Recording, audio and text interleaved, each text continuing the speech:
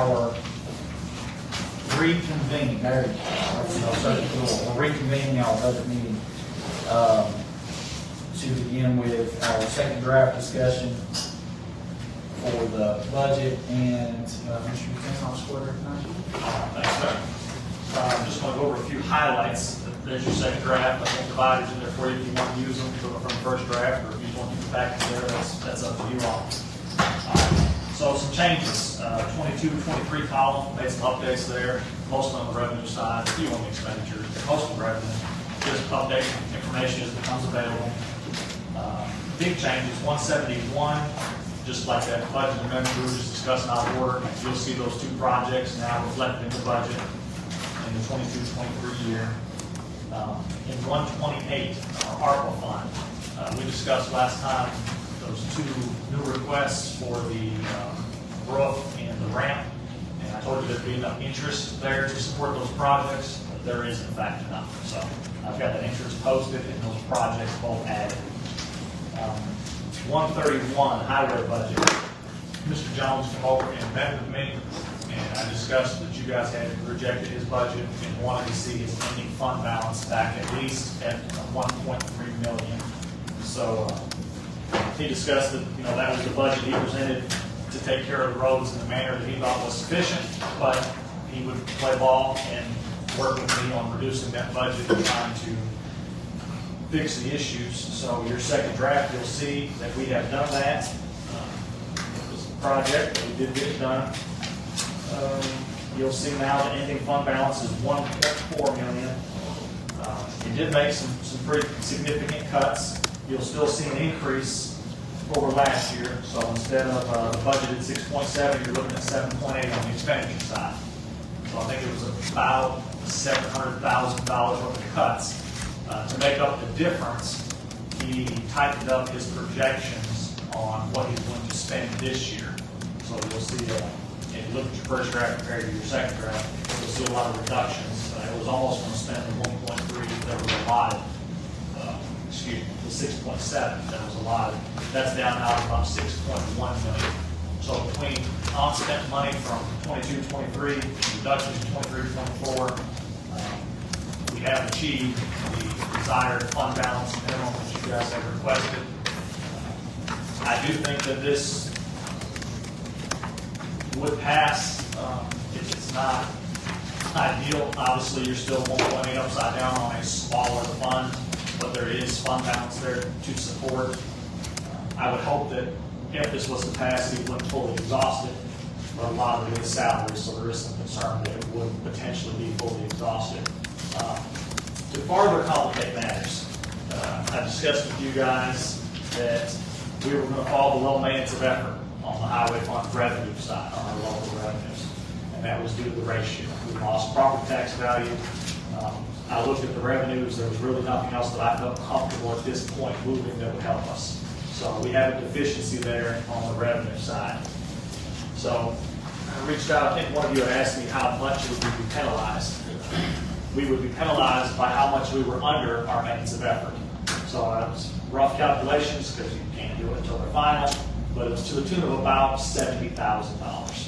So we would be shorting him $70,000 in his local money compared to last year, and then he would be penalized an additional $70,000 in state gas tax money. So he'd be down about $140. While I was on vacation, I got an email which further complicated matters. And it reads, in addition, the Tennessee General Assembly passed the Transportation Modernization Act of 2023 this past legislative session, which provided an additional one-time $300 million in highway funding for county governments. That's not for Hawkins County, that's for the whole state, shared amongst them. This act also contains a maintenance of effort provision, which is outlined in TCA 54-2-201 subsection B2. It states that a local government shall not use grants distributed from the state described in this subdivision to supplant other state or local monies appropriated or allotted for building, maintaining, or improving county roads or bridges. Counties that fail to meet the 5-year average will be ineligible to receive the additional funding provided by the Transportation Modernization Act. So if we don't fix our maintenance of effort, not only will it be short local money, not only will we be penalized with gas tax, it will also be ineligible to receive this money. So I say all that to say we really need to fix the maintenance gutter. So what's your proposal to fix it? Because it's a moving target, and everything I'm giving you, unfortunately, is estimates, I would feel more comfortable with $85,000. If I say 70 and then we still miss it and we're ineligible for this, that's just too risky for me. So I would feel more comfortable, and I know that's unfortunate because it ties you in future years, but I don't know what Hawkins County's portion of this Transportation Modernization Act is, but I would hate to miss out on it over a few $1,000s of property tax. So,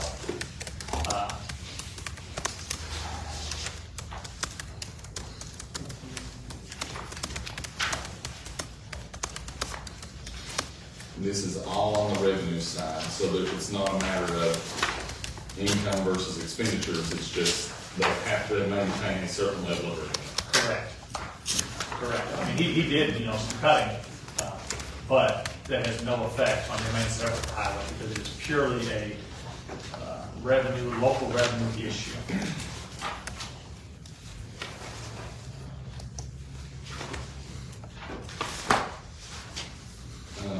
Apart from that, do you know, and you may not know the answer to this, but I mean, there's significant increases in labor costs in this. I mean, to the tune of $400,000. You talking about grant two still?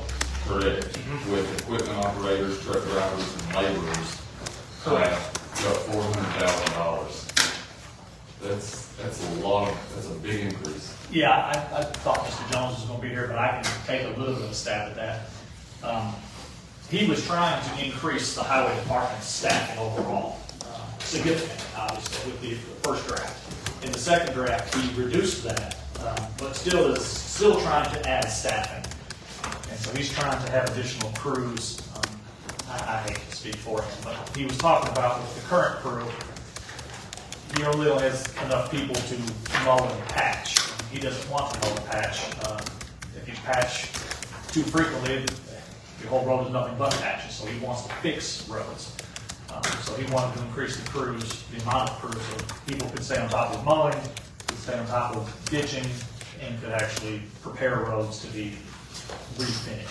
But if we just did a budget amendment to allocate money for contracted services, if he's contracting services to fix roads, but he's also hiring people to fix roads, that's and it's not a question I'm trying to drill him down on. I mean, but I'd like to know, so you're doing a mixture of the both, not you. Right. Are we contracting some and hiring others? Which ones will the county employees work on, and which ones will contracted service work on? I mean, I'd like to have some clarity in all that. So if you get a chance, I don't know, I can call him, I guess, myself. But, if his labor costs are going up that much, but he's also contracting services, I'd just like to know where we're drawing that line. It's a 45% increase in his labor costs versus the estimated end of this year. It's a large increase in staff. It is. Just saying. It is, and like I said, I commend him for playing ball and getting the fund balance back to a level that you guys had requested, and he did that.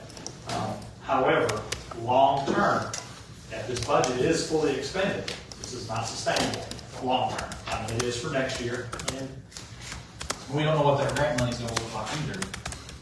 no, we don't. So, but most grant money isn't, just like they say, isn't used to supplant local funding. So they're going to want new and additional. They're not going to let you take care of what you were doing with this money. They're going to want to see above and beyond. And whether that's outsourcing and doing other paving, through hiring, or whether that's doing your own paving. But if you're going to do your own, then you have to have the crews. Is this going to be a recurring grant? I would assume not. I wouldn't think so. I would assume because of the nature of the work, it'd be one of these ones with a fairly lengthy grant period, multiple years, but I would not assume it to be recurring.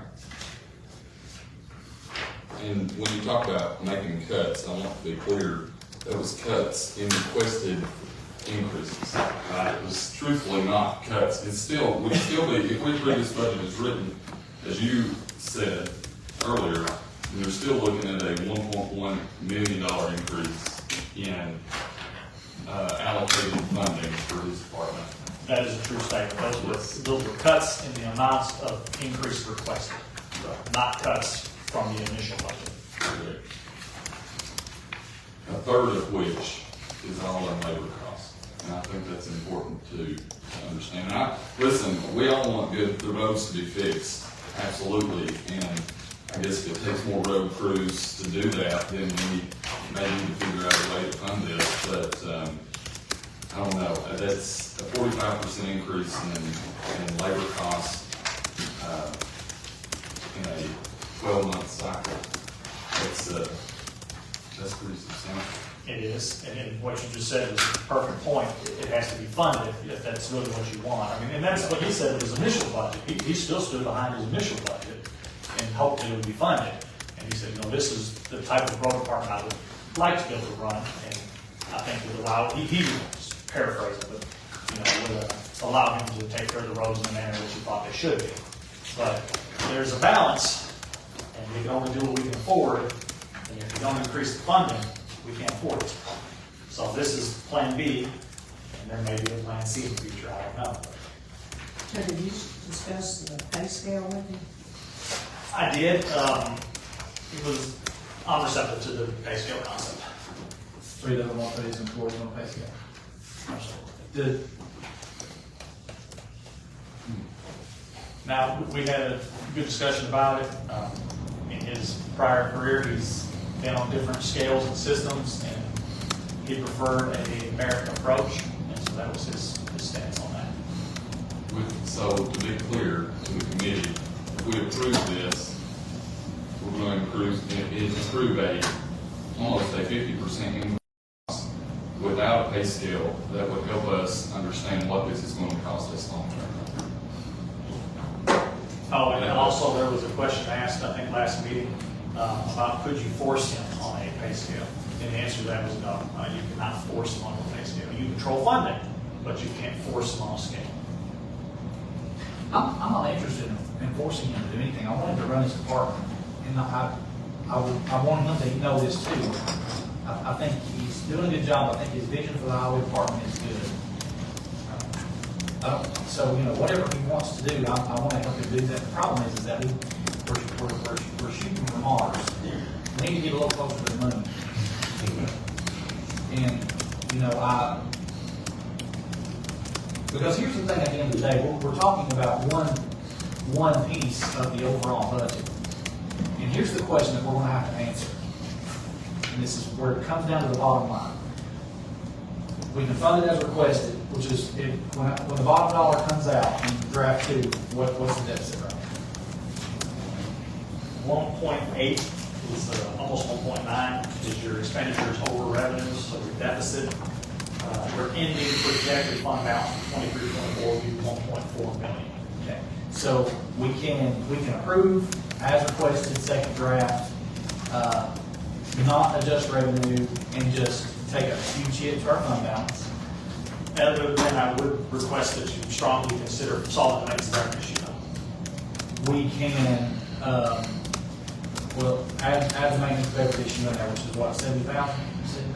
About, I was just playing. Well, that's what 0.73 of a cent, I think that would give us 870, run off of 119, which is a conservative estimate. the way he explained it is if we, for the 70,000, if we fix the 70,000 issue, if we don't fix that, he loses the 70,000 in local funds, and then he doesn't qualify for 70,000 in the state. So it's just, As well as ineligible for the grant money.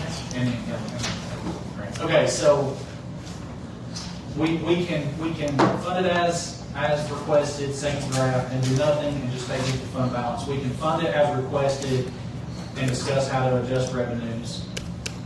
Or if no one's willing to talk about adjusting revenues, we're going to have to start slashing like crazy.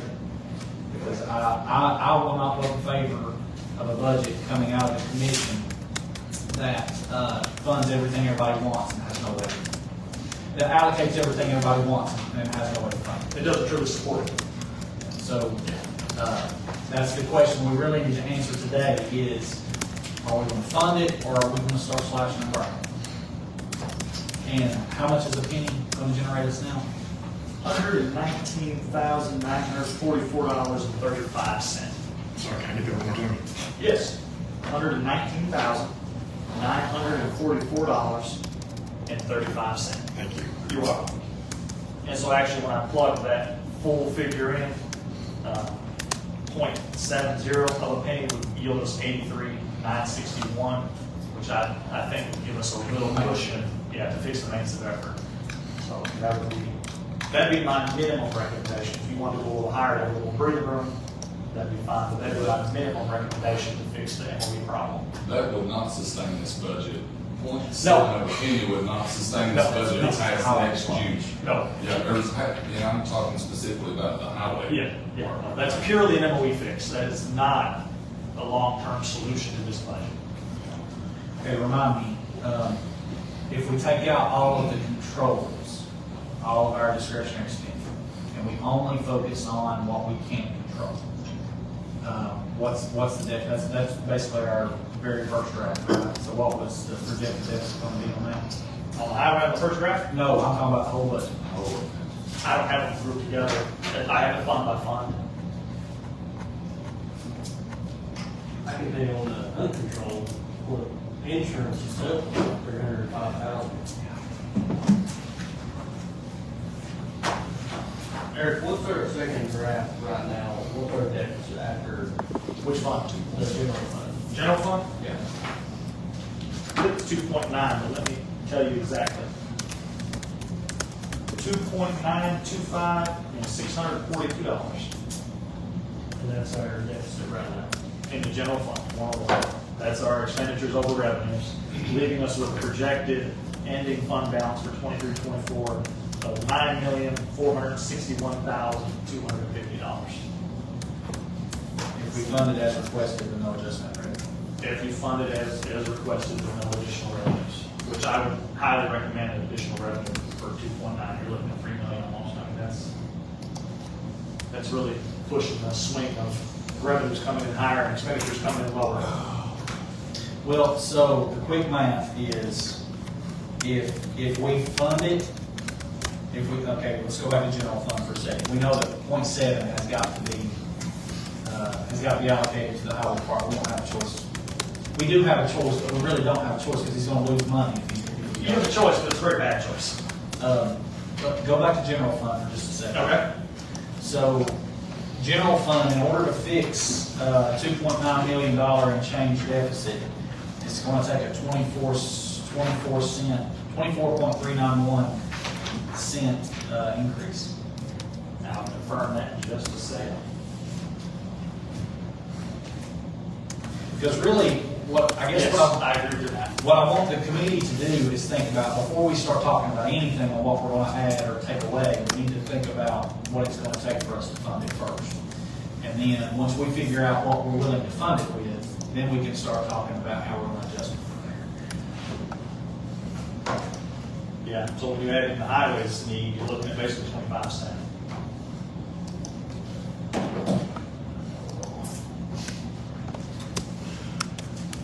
Feels like a Monday on Tuesday, huh?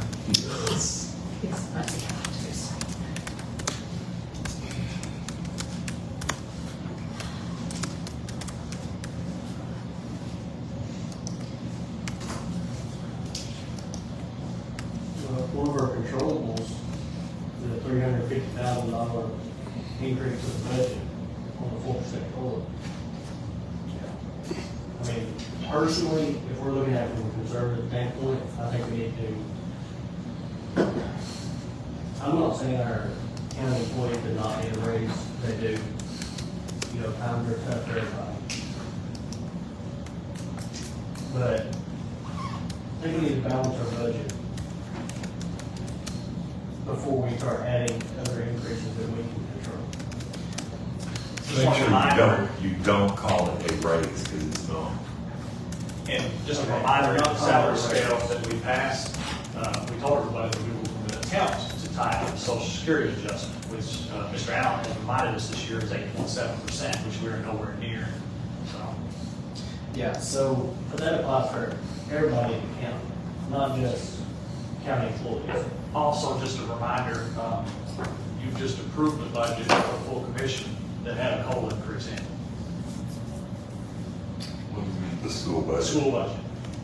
Nobody asked how much it was, but there was a COLA in that budget, as well as adjustments to their shares. However, and I agree with that, Eric.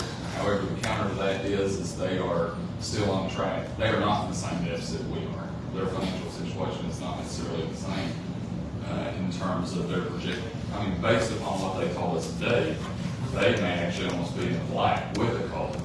Right? Or 2.1 in the red. 2.1 in the red projected. Right, and we're 2.9 in the red projected. Correct, so almost $1 million difference. Yep. So, I'm just saying, those school board members are elected to, they say that budget will work for them with the COLA in there, they believe that they can sustain that, whatever. So it's not the same, because this budget is not sustainable with. They're choosing to balance out their budget. we can't play with their line items. We can vote for balance all the No, time. you can't play with their lines, it's all or nothing. So, I mean, I'm with you, I just don't want it to, because I feel like you're trying to play like, well, you supported it for them, you need to support it. And that we need to support it here. But truthfully, we don't have the same power over their budget. All we can do is approve it or disapprove it. And we have to trust their judgment on a lot, you know, so. well, let's look at, okay, so the COLA, 350,000, correct, is what it's about. I think it's just, yeah, So let's say that we, okay, 350, 150. So, that's three things. We're looking at trying to, and let's be careful with the way that we're saying it, okay? We're projecting a deficit in the budget, but it will be balanced. It's just whether we're gonna balance from revenue or whether we're gonna balance from fund balance. You know, the budget will be balanced. We're not gonna run a true deficit. And as long as I'm a commissioner, I would, and as long as you're budget director, we're never gonna run a true deficit. Correct, and I'm glad you made that point, because I think that does get lost in the shuffle sometimes, when we say we're in the red, but we do have the savings to support it. We can't. You can't do it all the time and not put the fund balance. So we will balance the budget. We balance the budget every year that we have a budget. It's just whether we're gonna balance it on the revenue side or whether we're gonna balance it on the fund balance side. And so what options do we have? You know, if we're looking at having to balance our revenues or balance our budget through revenues, it's a 25-cent increase without the COLA, with the COLA, roughly a 22-cent increase without the COLA. I mean, it's a matter of three pennies. If we're really talking about how we're going to balance the budget without pulling from fund balance, I mean, you're still going, there's no way to get out of the 20-cent range. So the way I look at this, Nancy, how many, you got the up-to-date population in the county? What's the current population of the county? Around 58,000. So you got 58,000 people. The way I look at this, you just asked the taxpayer of Hawkins County to fund county employees' salaries increases last year, correct? No, well, for cost of living. How much was that? 20, or was it 14? Sorry, Oh, you're talking about the property tax increase is 15. No. Property's a 15-cent property Okay, tax. so 15 cent, you just asked the taxpayers last year for a 15-cent increase. Not everybody in this county and not every job gets a cost of living every year. When I work for Battle Health, I don't get a 9% cost of living every year. Do I deserve it? I think I do. Does, you know, the healthcare worker in Hawkins County, do they deserve it? Absolutely. The teachers deserve it? Absolutely. Do county employees deserve it? Absolutely. But when you go back to back and telling 58,000 people in the county, hey, we need to increase your taxes to pay for a small portion of county employees. I'm not saying they don't deserve it.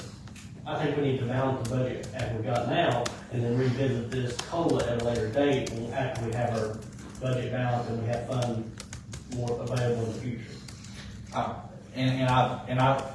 what I'm looking at are options for getting this budget through without draining our fund balance. That's what I'm looking at right now. It's the only concern I've got.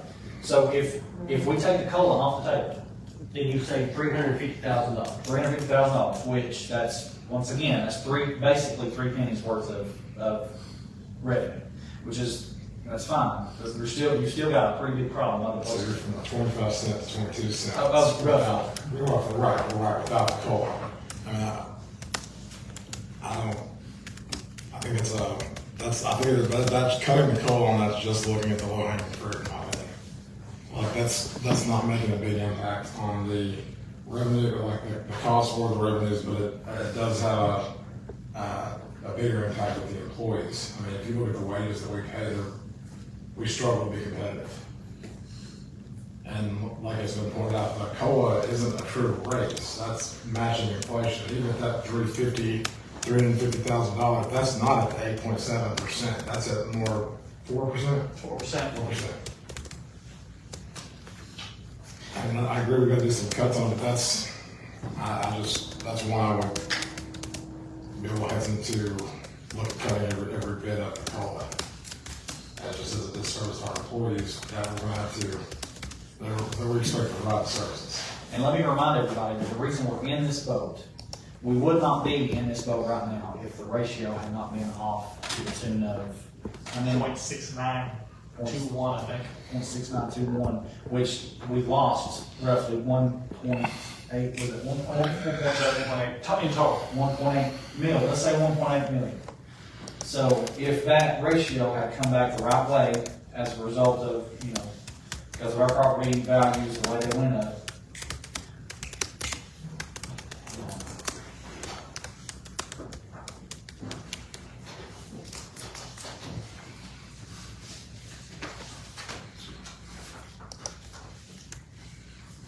that's 15 cents. I mean, that, basically our increase last year got wiped out because of that ratio. And had we not increased taxes last year, we'd be in a much more difficult situation, right? But at the very least, we were able to benefit from that tax increase for 1 year. Is all we got out of it. That's what hurts. Because if the ratio hadn't been off, we'd be looking at less than 10 cents. So we are victims of a booming capitalist real estate market.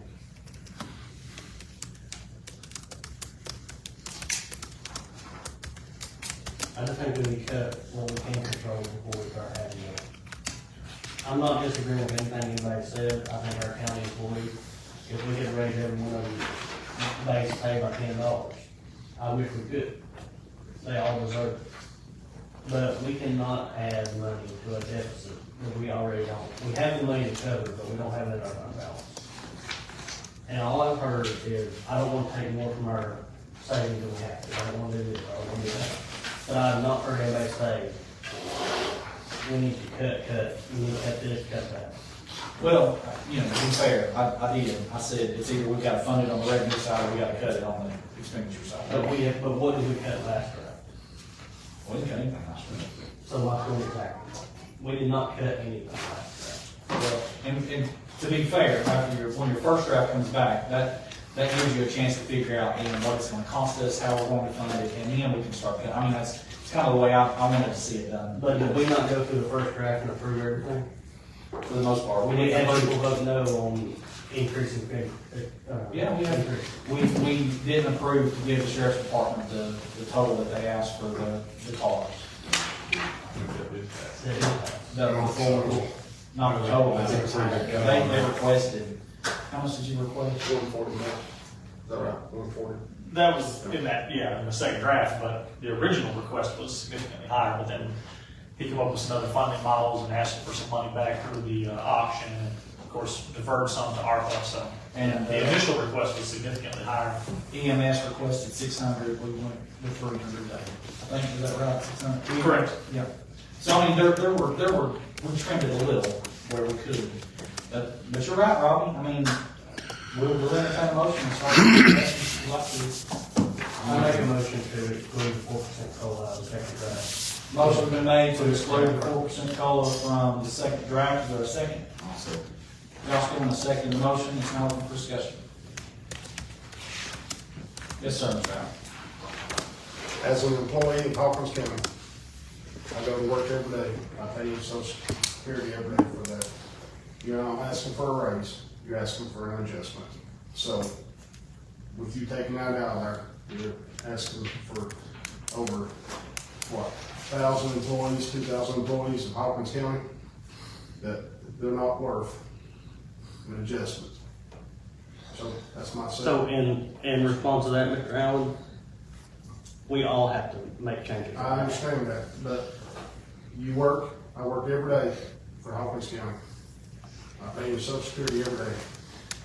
And you're not even willing to look at a cost of living adjustment. But are you the one answering to the citizens when they call and say, why are we spending more money when Social the Security, citizens I'm are? saying. Do you want me to direct the call to you? I'm just asking. I answer calls every day. Do you want me to direct the calls from the 8.7. citizens to you? I spoke with you, sir. I agree with Chief Allen, every one of these employees that get this 4%, they live and pay taxes in Hawkins County. They pay just, they're still working.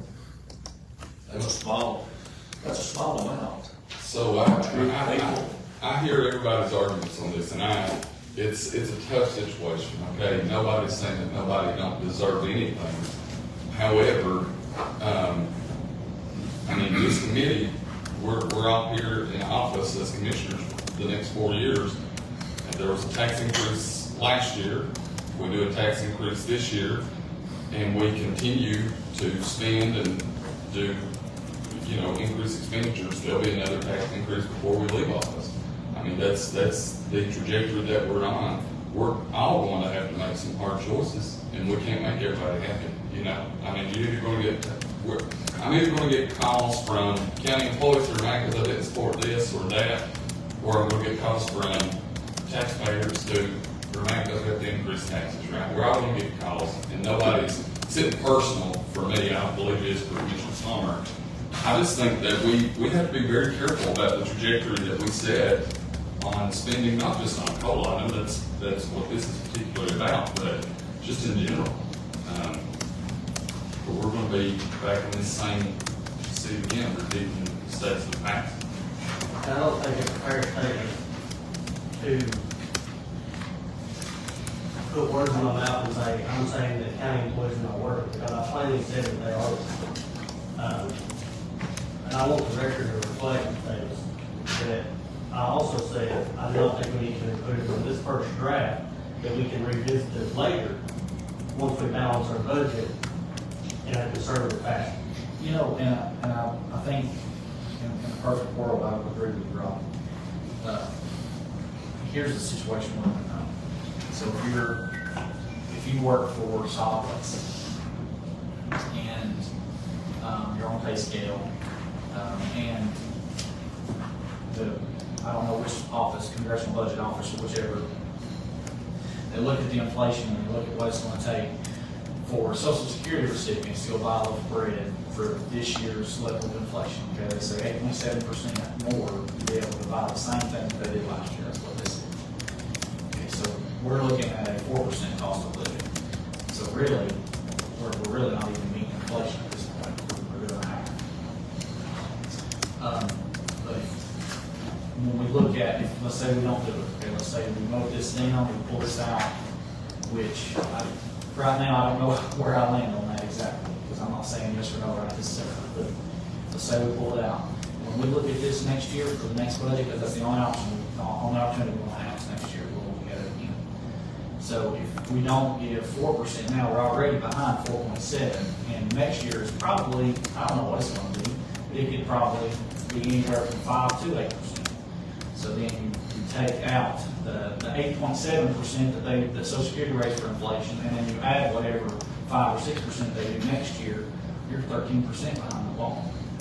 Every year that we don't adjust cost of living means that we're behind that much further. And that's the situation we've been in for years, is that our employees have never caught up to inflation because it's kind of the first thing that we look, it's the easy thing to cut. So, At the end of the day, what we're gonna have to think about is, that solid waste employee, that mayor's office employee, that sheriff's department employee, they're gonna make X number of dollars that they make for a year, but they're gonna have to figure out what they're gonna have to give up as a, they're gonna have to figure out what they're gonna give up as a result of inflation. They're gonna make the same money, but they're not gonna have the same value. And that's just gonna get worse. The problem is we don't make things. We don't sell widgets. Jim Lee just said it all the time. We don't sell widgets. The only way we got is move money around that you have or create new revenue. And, so I hear what you're saying, and I think you've got a good point. Further, the longer we wait, further time.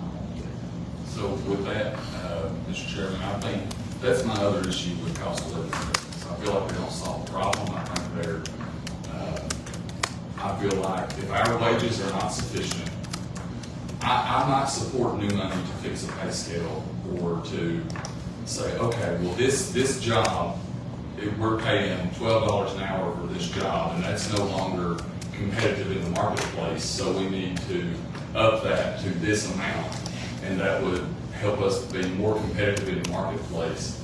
Okay, that is a business case to fix a pay scale, even if it costs us more money. However, everyone sitting here knows if we do a 4% COLA this year, next year, we're going to be back in here doing the same exact thing. We're going to be arguing about cost of living. It doesn't solve a problem. It just leads to an argument 12 months later, and everybody's saying, if you don't support a COLA, then you hate county employees. Nobody's sitting here hates county employees. We all appreciate what everybody for this county does. But we have to solve the problem long term. That's my other problem with COLAs, is I feel like they're very arbitrary, they're not long term minded. I'm not a fan. But I am a fan of solving the problem of wages. If it is a big problem, then let's discuss solving that problem. Would you suggest doing that now? Well, I would imagine that would mean we would need to adjust the pay scale, like look at it as a whole, right? Like what the starting wage is, and I don't know how we need to do that, but I would certainly be willing to have a conversation about it. It is too late in the budget process to do a full revamping of the scales at this point, in my humble opinion. Is the one we most likely have to do said adjustment. I don't know that I can get the full revamping done. But to your COLA comment, right now COLAs are astronomical. I'm trying not to be too political, but when money's thrown around in Washington, you see what inflation does. So yes, 8.7 this year, 5.9 last year. But in some of the years preceding that, 1.3, 1.6, 2.8, 2.0, in 17 it was 0.3, and in 16 it was 0. So COLA is not something that you have to look at every year. It just depends on what's going on in the outside world around us. And just like we have uncontrollables here, we have uncontrollables in Washington. And so when we have record inflation, you have fun times like this. You look at what the elected officials are getting, they're getting 5%, but it was actually supposed to be 10.02. But the TCA caps it at 5% in any given year. Now that's something that we should also probably consider. Should we put a cap on it in any given year so that when these record years come on, there's not as much pressure to follow 8.7? But we've already done that internally, looking at forward. We've already cut it 4.7%. Just another point to make, we revamped our pay scale back in, I believe it was 19, so for 3 years, nobody got COLA because it was so expensive to fix the pay scale back in 19 that these people did not receive a COLA during that period. But every year when we look at this budget, we're battling growth versus inflation. Our growth does not match inflation. So unless you're going to offer less services to these citizens, it doesn't make sense. The growth can't support the inflation. And there's, unfortunately, as Mr. Lee used to say, as Mr. Roach just pointed out, we don't make widgets. We don't have some simple item that we can tweak the price of a few pennies that yields us massive revenue. We don't have that. So the only thing the government provides is tax. If you want to keep providing the same services in years that inflation is surpassing growth, you have tough decisions you have to make. Now, every year that won't happen because some years you will not have record inflation and your growth may be sustainable, but that's not this year. And then you throw the ratio in on top of that, nobody's fault, nobody did anything wrong, but here we are with a deficit. So Chief Allen, I do have one question I ask. So let's say that we don't do a 4%, okay? Is it true that you could lose employees to other agencies outside of Hawkins County? Oh, it's not the question if we do. Okay. That's, So he's gonna lose it with. Hold on. Let me get my train of thought. So if we do lose employees and you have to go to pay overtime because of the employees that you have left after you're having to fill in gaps, how much do you, there's no way for you to know that. Is there a possibility that it's gonna cost you enough in overtime that it's offset whatever you would give in a 4% increase in overtime? I couldn't answer that. I understand. And, sir, I understand you're a big supporter of Hawkins County, and I'm, no disrespect to you, I'm just taking up for the employees of Hawkins County. And I did not bring it that way, sir. It's, you're a big supporter, I talk to you all the time, and I appreciate everything you do for us. So, but, sir, we're gonna lose employees, we are. I mean, I know I've got to, I'm losing probably next month, on Tuesday, so. Well, and even if we give a 4% cost of living, it ain't gonna change that. It won't, but the employees do, we all struggle, I mean. But the goal is to stay competitive with the counties. We're never gonna keep going to We're not gonna do that. I mean, I'm second in command and Rogersville City makes more than I make. You know, it's I don't do it for the money. Like a patrol officer in our city. So they make more money than I do, mate. I love Hawkins County, and I appreciate it. County Commission's always been here for us, for the sheriff, and y'all have a hard job. You do. But cost of living adjustments are important to employees. But y'all do have a hard job, sir. And I appreciate everything y'all do for our employees. I do, everyone. Eric, if we do have to balance this, what would that do to general fund? What would that reduce the fund balance to? Does that stay within the state requirement? It does. Even currently, just because it's been so healthy, it does. But, you know, the question is how many years would it? And again, it's long-term wise, not sustainable to pass a budget almost $3 million in the red. But no, currently, with what we have, I believe I ran that on the first draft, so I wanted to be on the second draft.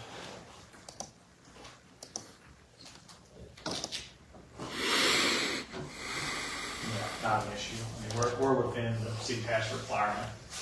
Even if we balance without, changing anything on the revenue side. Yes. Now, mind you, I did think through to you the other day, we were having a discussion that the comptroller's office kind of called us out on how many funds we balanced with fund balance. And they said, although that can be okay in years when you're making a large capital purchase, it appeared to them at a glance that the majority of it was not a single large capital purchase. It was reoccurring revenue, reoccurring expenditures not supported by reoccurring revenue. So they'll accept it as long as it's in range, but they're watching us, they're keeping an eye on it. Well, the motion that's on the floor is to remove the 4% cost of living adjustment for county employees. Is there any other discussion? The rest of that motion was for this second draft purchase. So for the second draft, how many more drafts are we going to go through before it lands at the commission? Many as you tell us to. Hopefully, we don't push it too far because it's another thing, the state needs a budget from us. So the state would prefer that you pass it on June 30th. We obviously are not on track for that. So any changes we make today is considered what we're getting ready to send to the commission, correct? I would strongly advise that because, you know, to meet the clerk's deadline, you're looking at July 10th for submission. So I don't know how we get another, I guess we could get one more in between then, but Well, the more changes you have to make, especially something like salary that touches so many people, is a little more complicated. Essentially, though, the third draft is what's going to go before the commission. Yes. So that's So it is going into the third draft, that's what's gonna land for a commissioner vote. It's gonna be the last vote. What we're doing right now is gonna be the last vote for a commissioner. Unless we can't pass it and have to revisit it in August, but that's what we used to do. I like passing it in July. Okay. Mr. Shanks. Oh, Mr. Shanks, would you like to talk? Just for a second, just to touch on what you said earlier, because I was watching. When we don't do a COLA, we fall further and further behind. And that's what happened with the last salary scale. And I realized a couple of you guys weren't here before when we went through that, but he hit it right on the head. You're going to go from us being 7 or 8% behind in another year. Who knows how much it's going to be. And I'd just like for you to really think about that. My phone's been blown up in the last 15 minutes. Nobody's wanting a new job. Nobody hates their job. Everybody likes the job they have. And this isn't for me, you know, it doesn't affect me. But I think the employees do deserve a cost of living adjustment, not just this office or that office, but straight across the board. I mean, I don't think you're looking at any significant increase in your expenditures. It's just we're going to fall further and further behind. Then you're going to be raising taxes, and it's going to be blamed on the salary, and it's not the salary's fault. If we just keep up with it every year, you can't sit there and go, well, it's the sheriff's office, or it's the trustee, or it's the clerk. They want more money for their employees. No, we just want to keep up, and that's what with all due respect, it's nothing personal. That's what we would like, and we appreciate your, consideration. And once it's cut, it's going to be difficult for Eric to get it all figured out and put back in it. So, there are a lot of things to consider. So I just hope that you can find it to reconsider some of the opinions that are out there and think about the employees. That's all. Thank you. Thank you, Mr. Shanks. Well, with that being said too, like you just said, it's nothing personal. This isn't personal. No, it's not personal at all. We've added to our deficit. And for the citizens to sit there and say, well, they're raising taxes again, they've not made any significant cut to cut into their deficit. And I so understand that. And like I said before, I want every employee to have a raise. But we have to make cuts somewhere, and if nobody's going to make any other cuts, then where are we going to make the cuts? Unfortunately, that's not my job to make the cuts. I can cut on my budget, but as you can see from looking at my budget, there's really nothing else you can cut from it. We've sacrificed, we were asked years ago, and we did that. And I realize it was a different commission, different personnel, but I think everybody in the county made deep cuts, as deep as we could, to try to satisfy that. We don't want you to raise taxes. And no, it's nothing personal. But, when it comes to the employees, that's Mr. Kernan here, but he'll tell you that's one of our greatest assets, or our personnel. And I can argue that for days, but I'm not going to waste your time.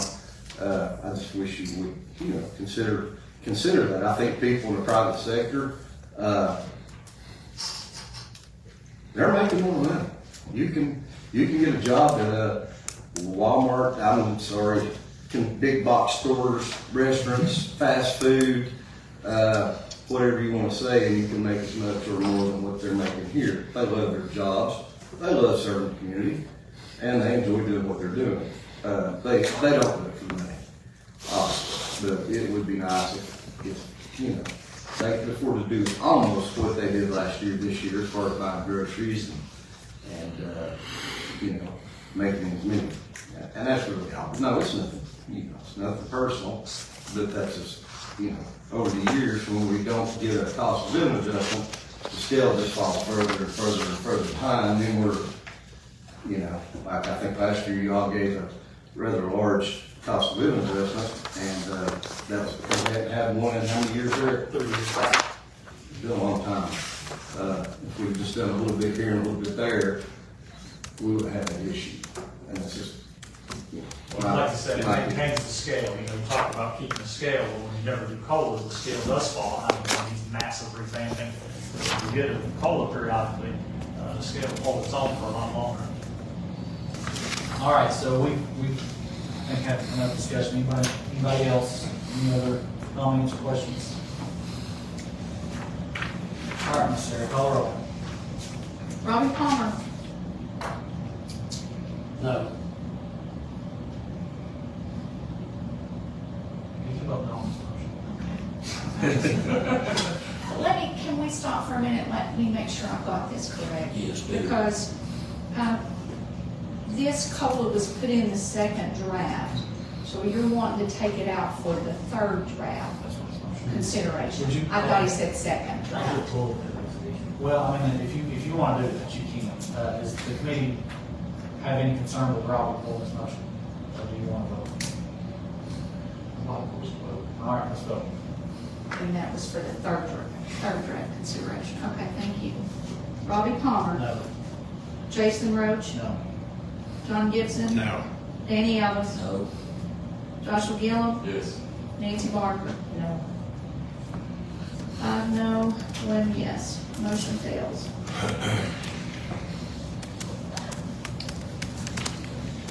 Thank you all.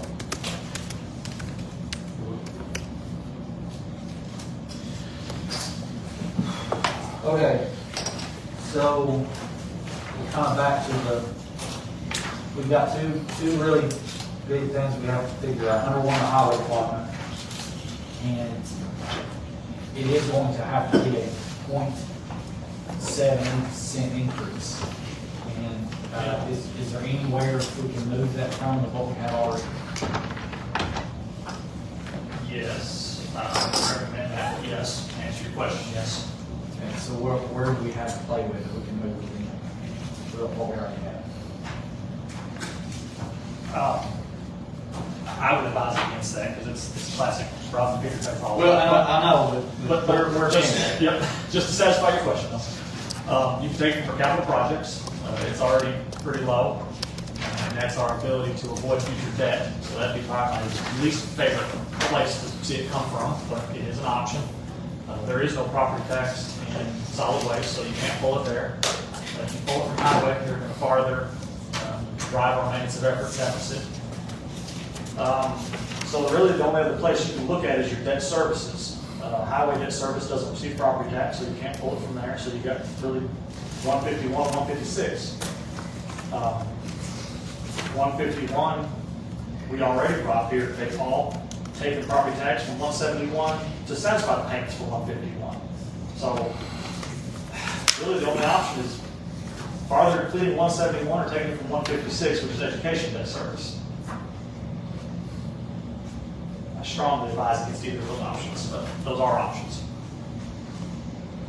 Isn't the education debt service fund in pretty good shape though? It is. And it's also the largest debt service that any county has ever. And it can change in an instant. Hold on, the largest debt service that any county has? Well, I guess I can't say any because you might have a brand new justice center being built. But historically, there's schools, look how many schools that have to have to service a county. Look how many middle schools, look how many high schools. And most counties don't have enough in savings to build a school from cash. So I guess I can't say any, but historically, that is your largest debt draw. And so although ours is in very good shape right now, if you were going to consider pulling pennies from 156, maybe you should invite Matt and Melissa back to see what their long-term planning is, to see are we really just shooting ourselves in the foot. Yeah, because we'll just one talk of the about things that they discussed is we've got lots of building repairs that are gonna have to be done. You got roofs, you got HVAC systems, you got, There's been a discussion earlier too about the kindergarten rate increasing and COVID, the numbers going up. So I mean, we're looking at needing to increase services for elementary school age kids in the future, looking at futures versus which is gonna increase. carry all the way. Exactly, which has trickled down effect all the way through the process. So I agree that education is probably not the best place to do that in the county.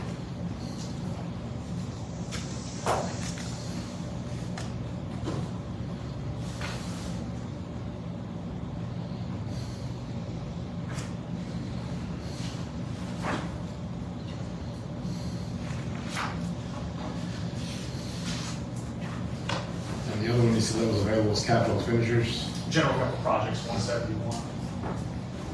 So the current current tax rate in there is 2.29 cents, so, I mean, that's we're essentially not feeding robbing, very much into that. robbing as it Peter is. to bare bones at that point. Now, we did just, discuss capping solid waste, local option sales tax and converting it here, but we have no statistical data to really show or prove what that's gonna yield. Hasn't happened yet, and it's really a sideways move if we increase sales tax and general capital projects and pull our property tax. We didn't increase our ability to defer debt, we just changed how we funded it.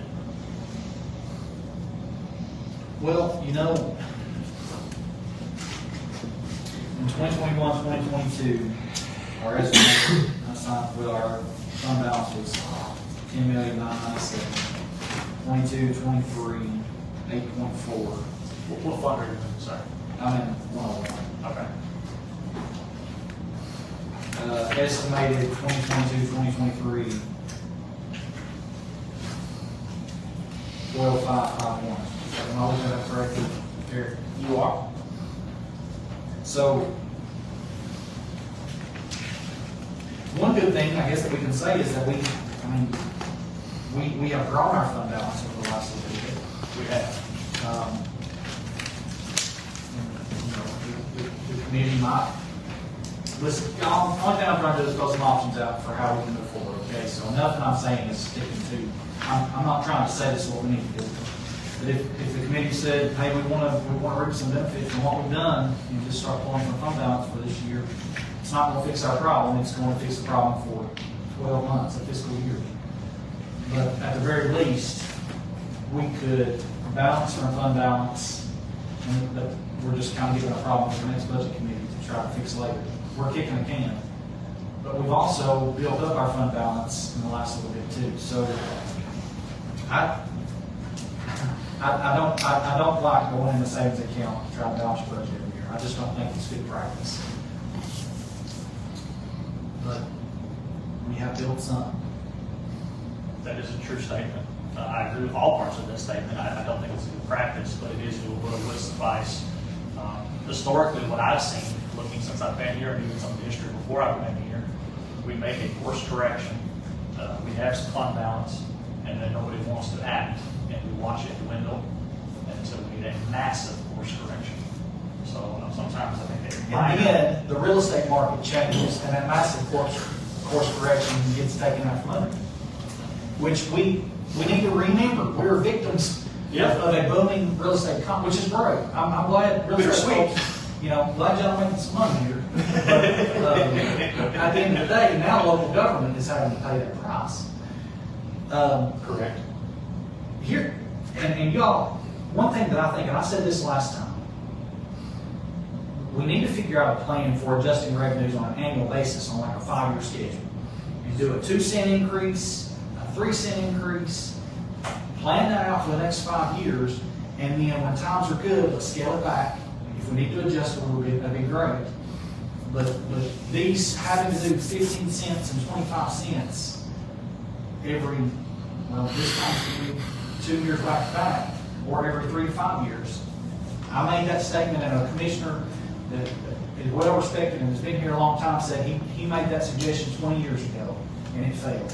But if it had passed 20 years ago, where would we be right now? Much smoother sailing.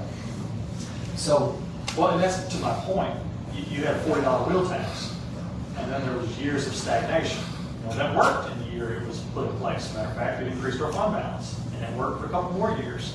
But as inflation surpassed growth, it flatlined, and then it went back to declining. so what if we look at just instituting a scheduled increase that's a lot smaller? Like I say, 25 cents would be a big bite for right now.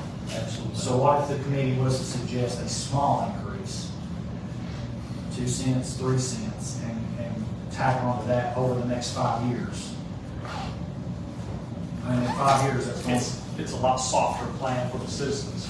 So, once again, I'm the chair, I can't make that motion, but how do y'all feel about, instead of biting it all off right now, doing a very small one, but just having it set for the years to come? Be a lot easier. It's sustainable. I I think that's the way you get more sustainable plan of matching revenues. Because we have no way to predict what inflation is going to look like in the next couple of years, and that is the only way of matching revenues, at that point. So I think with something, a scale of that nature, doing a little bit at a time is more sustainable than, like you said, coming in and doing 25 cents here, not doing that for a couple of years, then doing another 30 cents there. I mean, it should put us on a more long-term path to something that's more, getting us on a better path than where we are right now. Keep in mind that solves your highway department maintenance of effort too. Which is, at minimum, I think, is, we have to solve that. We can't lose out on grants coming down. So, Eric, Nancy brought up a good point earlier. This ratio hit us this year. It might not hit us next year, right? 2 years. So it might not hit us year for. In year 3, they will do a readjustment to see if it is still accurate, too low, or too high. So it will go either way, and then the year following that, we'll have county-wide reappraisal, so the ratio will be back to 1 for 2 years. So we're not going to pay the price of this ratio forever. No. And this is an outlier year too. Yes. Oh, yeah, historically, we look back at our ratios, they're anywhere near this. So if we did a graduated increase now, and then project on the fact that ratio is going to level back out again, it really could, in the foreseeable future, fix us. Well, not fix us, but put us in a much better position. The trajectory will massively change when we go back to 1. So how do you guys feel about, instead of talking about 25, talk about a single digit something over the next 5 years, 7 years?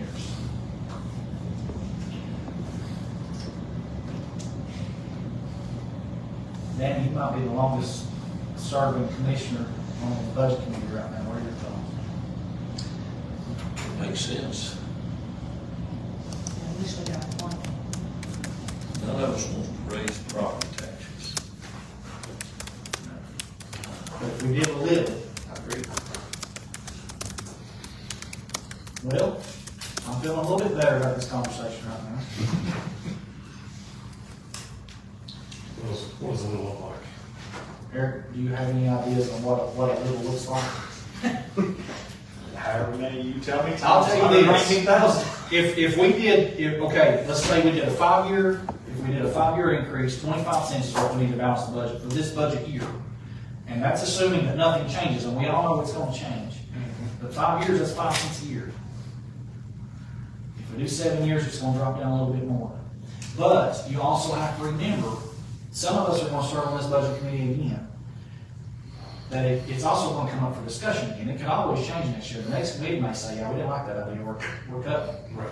Well, and it needs to be revisited every year to see if it's still on the See, good that's path. still on a good path. Because it may be too low, maybe too much.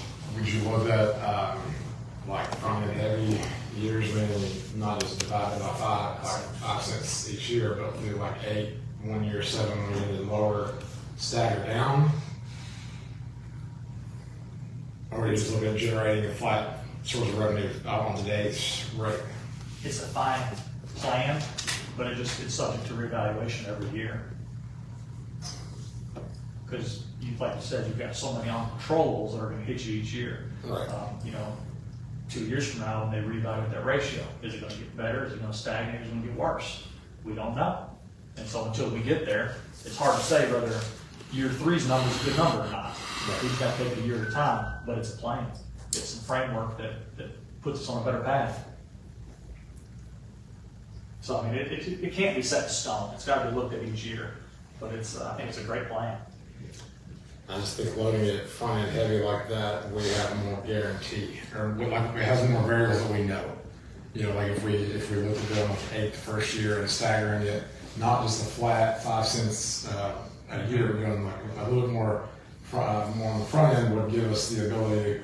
That's what we know. That's what we can account for, and then from there, if that we can scale down, if we're able to scale up or whatever that looks like. But if we just do 5, what was 5 cents look like? You said 119 roughly. I'm going to start working on those numbers for you right now. 8 is, I've already done that one. 8 is 119, oh, pardon me, 8 is 959,554 for 8 cents. $959,554? That's what I got. Okay. For 8, because you mentioned 8 cents. And that's just a number. Right. Just a number out there. And the number for 5 would be $599,722.50.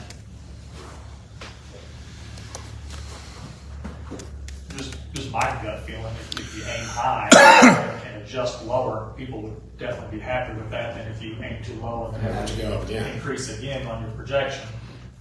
So I mean, just how that plays out. But 8 cents, is almost $1 million, brings us down closer to 2 flat, which is a lot more comfortable number. I mean, I still wish it was 0, obviously in a perfect world, but 2 million. Historically, with our revenues conservative, our expenditures, We'll pull aggressive. less than $1 million probably out at the end of the year.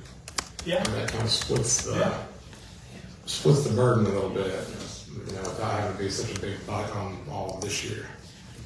I think if we're going to present that plan, let's make it very specific in our motion. For the next 4 years, or Well, and then this thing I need in the motion as well is where that money is going. Obviously, the majority is going to the general fund, but I need to know what portion of it you would want to go to highway for this year to solve this year's highway problem, if you're addressing the highways problem in this Yes. singular motion.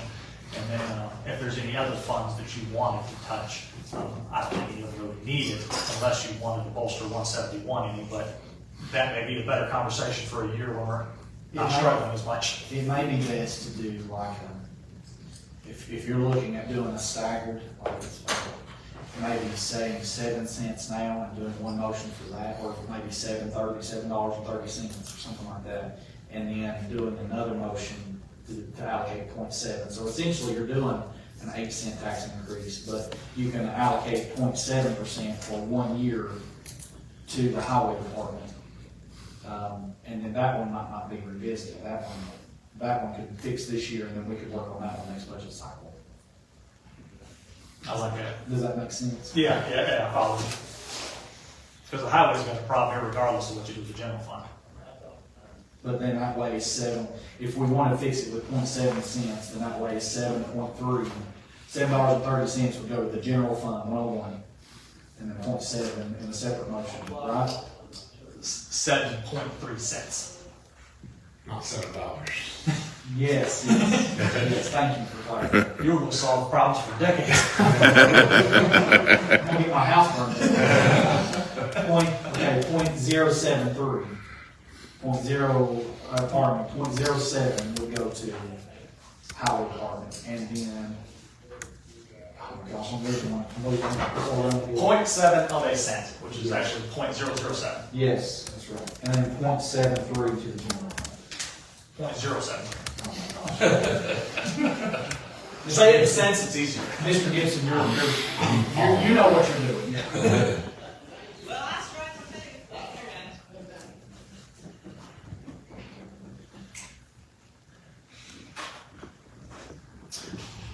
Well, Mr. Gibson, would you like to move forward with that motion? I make that motion that we move forward with a plan for a 0.073 increase. So that's right, 0.073. That's for highway department. No, that's. No, that's the general fund. Okay, the general fund. I got just. Do you want that a separate motion for the I think we 0.007? should. Okay. Okay, so 0.073 for general fund. Is there a second?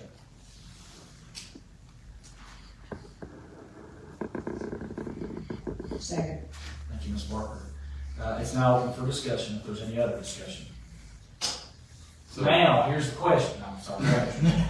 Okay, so, my only concern with this is, I get the idea of increase. I'm not so naive or whatever to say that we would never have to increase taxes. I understand that it's necessary. My concern is, 2 things. One, if you look at the estimated 22-23 expenditures of 21.4 million, we've now allocated 22.7, right? So that would be, and I know that's not exactly I know that's estimated ending versus what we're allocating. I know there's a difference in that. We've added $1.3 million in those two, is that correct? Looks like 1.1, So, but that doesn't math right. hang on. So let me do it this way. Original budget 22-23 versus the estimated 23-24. That would be a difference in like 1.7. Is that right? The difference in what we're allocating? Is that correct? Let me double check, but I believe you're right. I just want to compare apples to apples. So, Yeah. okay. So we're allocating $1.7 million more in 23-24 than we did in 22-23, right? We're going to add the 7 cents adds how much in revenue? Didn't do 7, give me just a second. 7.3. 59, $959,000. Okay, so $960,000. So my point is, the issue still, we're attacking it from the income side, right? I understand there may need to be a discussion about how we, about raising revenues. I understand that. However, our spending will still outpace our revenue, because I would imagine next budget season, the expenditures are going to be, that we have allocated are going to be even higher. If we stay on the same trend that we have the last 3 years, as you can see that we have done that. If you compare us to 21-22, we're actually spending considerably much more money. So Just keep in mind too, that that's gonna decrease what we say we're gonna go in the red, it's gonna decrease that. Plus, keep thinking about, we're underestimating revenue and overestimating expenses. So that gets, Eric, correct me if I'm wrong, but that gets us more in the range of being able to justify that. So absolutely, I mean, we passed the 22-23 at almost 1.6, and we're showing 178,000, so that's a swing of about 1.4, so. And in addition to that, remember that on the revenue side, over the next 3 to 4 years, depending on what our property value reassessments look like, that ratio is going to change. Yes. We're not going to lose the 1.8 million that we lost this year, and we're losing for next year. It's going to readjust, because I don't know real estate value, and Josh, you might be able to talk about this a little bit more, but as things change, as things go up in the future, we're projecting real estate values are going to drop. Interest rates are being frozen so that maybe they level out, but that ratio is an outlier here. And we all know that outliers will happen every year. So on the revenue side for your ratio, we will be able to pull some of that money back into your general fund here. We just don't know what it's going to look like or how much it's going to be. And that money that's pulled back is off of the state assessed utilities as well as the tangible personal property for businesses. So I mean, some of those businesses may be owned by Hawkins County citizens, but it's not on the personal property side. So one thing that I have, Mr. Gibson, is in your motion, and we should have clarified this. You said .073. That looks like it's a 1-year increase for 0.073 cents. If we're going to do the annual increase of small amounts, then we probably need to fit that into this motion. So you find that out in the rest of the motion? Yes. Okay. And Commissioner Barker seconded that motion, so we can motion, you can amend it, or you can just, Ms. Barker's okay with it, just go ahead and lay it out. Okay. Well, let's talk about what those next couple of years look like, Eric, in your opinion. So if we did if 25 cents is the goal, we did eight the first year, would you look at doing that again with the 8 the second year, 5 and 5? Is that the math doesn't It leaves us 17 cents for an additional 3 years. Yes.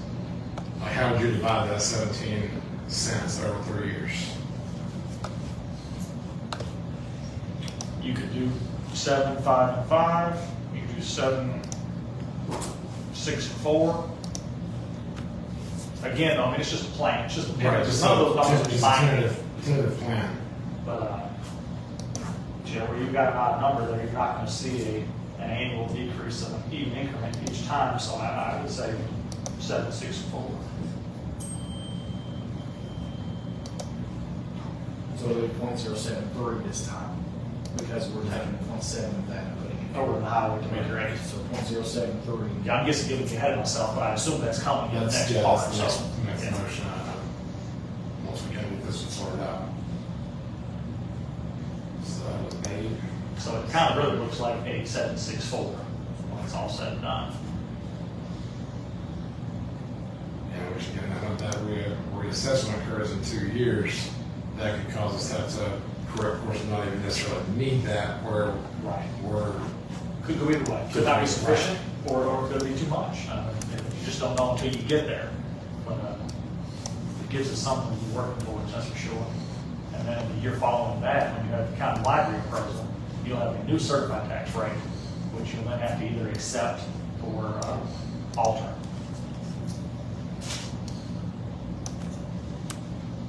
so with that motion, I'll go ahead and include that with the plan scale, however we want to kind of word that for. Will you lay that out specifically so Ms. Sarah can get Yeah. From the beginning, or? it? Yeah, go ahead and do it from the beginning. From the beginning, all right.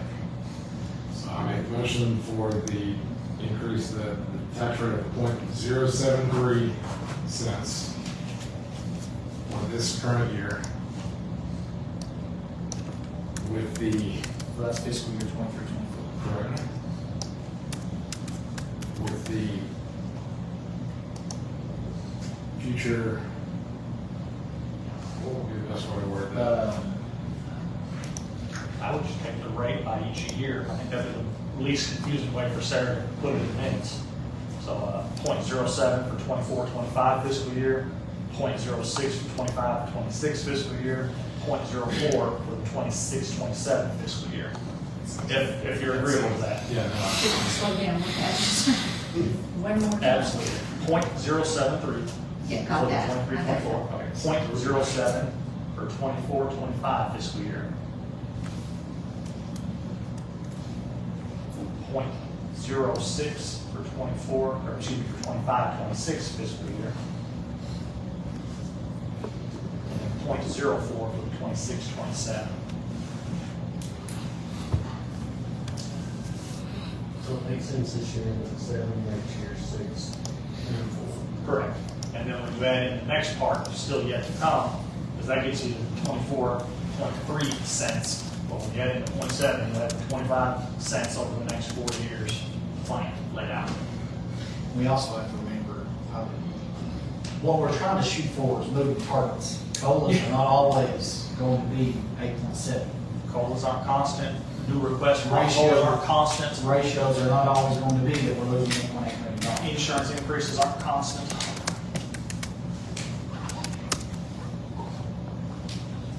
and really there's nothing binding other than this current year's rate. Correct.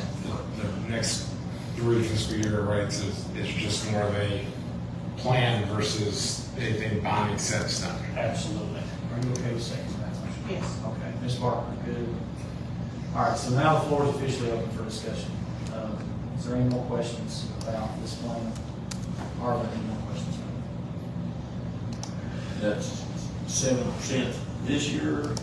Yes, sir, so it would be 0.073 cents this year. Looks at 0.007. With 0.007 going to highway, we've not done that yet. So it's essentially, it's an 8 cent. We're just carving, we're going to carve part of that out and go ahead and allocate it to highway for 1 year. We're going to do a separate motion. So it's But we don't want to lose, if we don't meet the maintenance effort, we're not going to be able to apply for the grants. If we lose the grants, then your highway department expenses are going to jump tremendously if he's not able to receive So grants. essentially what we're doing is we're talking about an 8 cent, Commissioner Alice, we're just carving it apart. So Mr. Gibson's motion should include for the general fund.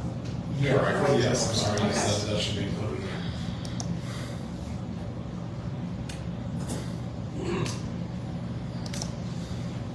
This week,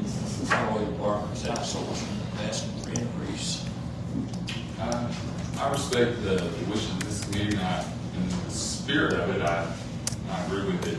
However, I can't support a raise in revenue with no concessions on spending, and I don't feel that we've done any concessions in spending, to be honest. So for that reason, I can't support this. We're not finished.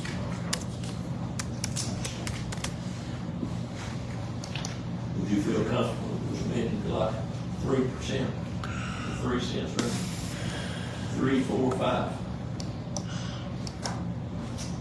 No, Danny, I'm not sure that this solves the problem anyway. I mean, if you scale it back too much, I'm not sure that the revenue would match. Well, that's the purpose of the general fund, Mr. Rainy Day, general fund. Any other questions about the motion? All right, Sarah, we went into roll call. Joshua Gillum, No. Robbie Palmer, No. John Gibson, Yes. Nancy Barker, Yes. Jason Roach, Yes. Danny Ellis. No. Motion fails. All right. Where do you want to start with? All right. So I'll remind everybody, No, there's, it's terms. You counsel. there's other items in here besides just looking at COLAs and employee salaries. And there are several other items that can be discussed if that's the direction you guys want to go. Well, let's go ahead and start looking at what we can cut.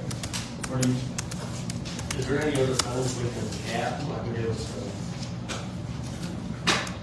Now, that's the only one we have that is outperforming at a level like that. I wish there was other ones. Mr. Chairman, I'd like to make a motion that we remove the $45,000 for a new car for the parks.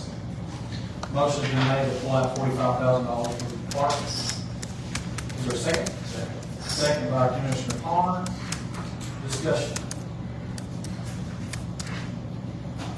what we've been using currently. We were trying to purchase a large vehicle to pull the trailer. We have to pull the How mowers large to. of a vehicle? And how many? A 250, the vehicle Mr. Young drives now to pull the trailers, that's, What kind of mower are we pulling with an F-350? I'm sorry? What It's kind not an F-350, that's what we were wanting to purchase. Why do we need an F-350? To pull the two mowers on the trailer.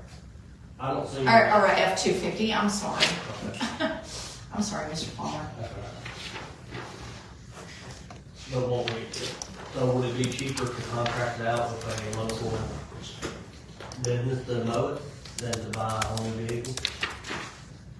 That's a possibility, if that's the way that you would like to go. We would need to I would have to put money in the budget for, I have some other contracted services in there for tree removal. A lot of times if there is a tree that's too large or in danger of electric poles or and such, that we hire someone to take those down. I would have to increase that a little bit. What page is? So Commissioner Palmer, we just be amended for the one park, right? Yeah. Yes, yes. You would need to transfer it on. Do we know what page our budget is?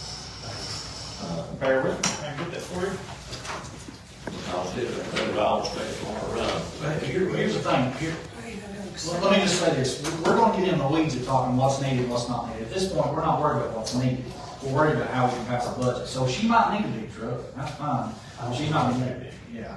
So we need to just start looking at how we're gonna pull some things out, because what I don't wanna do is, we're gonna spend a lot of time talking about nickels and dimes in the grand scheme of things. You know, I don't know what we have to move to other contracted services or whatever, but we really just need to start pulling some discretionary spending out. I mean, we all know we need it, it's just what we can afford at this point. 37 years, your answer to your park budget.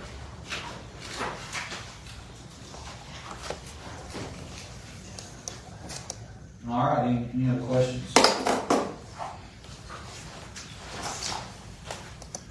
Miss Sarah, we going to call the roll, please? Jason Roach, Yes. Joshua Gillum, Yes. Robbie Palmer, Yes.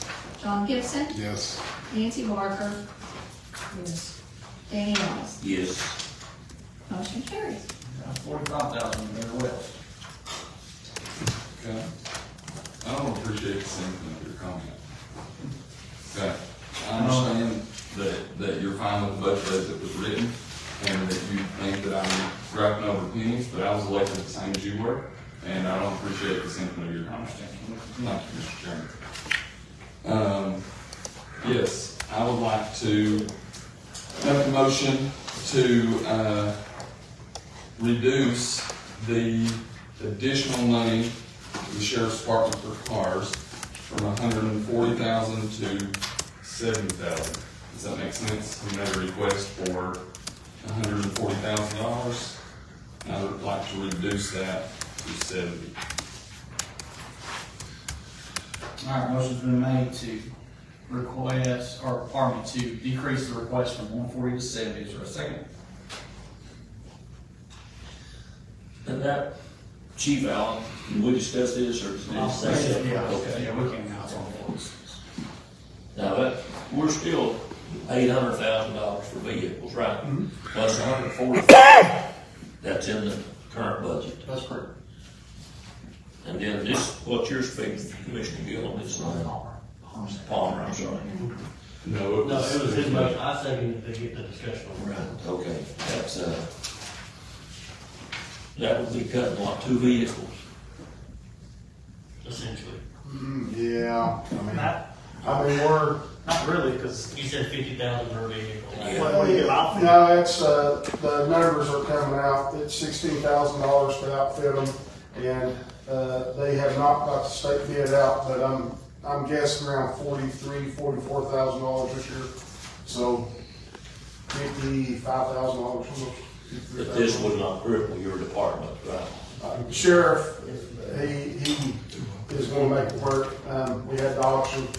Right now, we're looking at, with the money that, y'all gave from COVID, from the auction, from some monies left over, we're looking right at close to $1 million. That's gonna put you at about 20 vehicles. And, what the money for this year's budget, if it passes, is going to, patrol is going to be using all the money that I just talked about and just trying to replace some of the detective cars. Y'all asked 10 years ago to, put in the budget, and we put it in every year, so that's, we're just doing what y'all asked. Well, I'm sorry, what the county commission has asked the sheriff to do it every year, so. And of course, it gets hit every year, we're just doing what we're asked to. But with the grants from the SRO officers from the state, that's also going to help your budget, is that correct? It Even though is. You can be, just use it for SRO, but they're going to pay for the ones that you've been paying for now, correct? That's correct. The school system pays for 10, the sheriff pays for 6, and, State of Tennessee's doing a good thing right there. Yes. I honestly believe it's gonna help y'all out tremendously. Can you make do with that request? The sheriff will always make the sheriff whenever, that's, y'all good to work with, so I'm not gonna tell you that I like it, but I'm gonna tell you that the sheriff always will work well with whatever y'all provide. Question's been called for. Anything else? Seeing none. Ms. Sarah, will you call roll, please? Nancy Barker, Yes. Robbie Palmer, Yes. Joshua Gillum, Yes. John Gibson, No. Danny Elvis, Yes. Jason Roach. Yes. 5 yes, 1 no, motion carries. All right, next. Mr. Buchanan, on page 13, I believe it was, where I saw that yes, the roof for the East Hawk County building and the ADA ramp. It says it's not included in the second draft, and it's set to fund 128. Can you, what's fund 128? That's the ARPA funding. Our fund, okay. Yeah, That, thank you. Good to go, okay.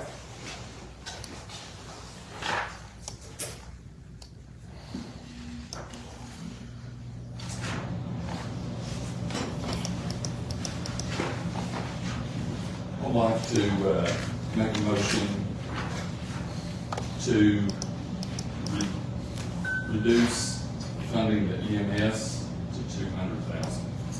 With the understanding, we are not going to let the organization fail, of course. If he needs more money, he can come back and talk to us before something like that happens. But I would like to reduce his initial request from $300,000 to $200,000. Motion's been made to decrease the request EMS from 300 to 200,000. Is there a second? Second. Commissioner Allison seconded the motion. I would like to say that we already cut that request in half from what they asked for as well. But we were, up until what, 2 years ago, they were getting $60,000. That's correct, yeah. And I think they became, like I say, when we're talking about being victims of the market, they're only getting a small portion from their Medicare, Medicaid, Medicare, or the services on. Absolutely, and I think that if he requires more money to stay in operation until we can figure out how to do this joint venture, then he can certainly come before us before that time. And I'd like to give him $200,000 now. So if he comes back and we don't have that money allocated, would we just pull it from fund balance outside of the budget? I would imagine we would if we thought it was so emergent that it was needed.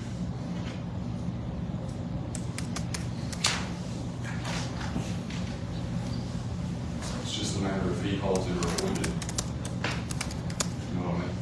Like if we give him 3 and he didn't use all 3, then it would sit in his bank account. If we give him 2 and he needs 3, we would, you see what I'm saying? It's just, I would like to think that whatever we budget for that line item is what we're going to call it. So if we budget 100, or if we budget 200,000 for this year, I would imagine we could make requests next year. I mean, we can do a fund amendment, or, an amendment, but if we start making amendments for new requests in the middle of the year, just basically blowing the budget up. Keep in mind too, that this quasi-governmental thing is going to take at least a year to really even. And that's if you can get their 5 municipalities. I mean, let's just be reasonable there. It's getting through 5 different boards, 5 municipalities, and the county commission.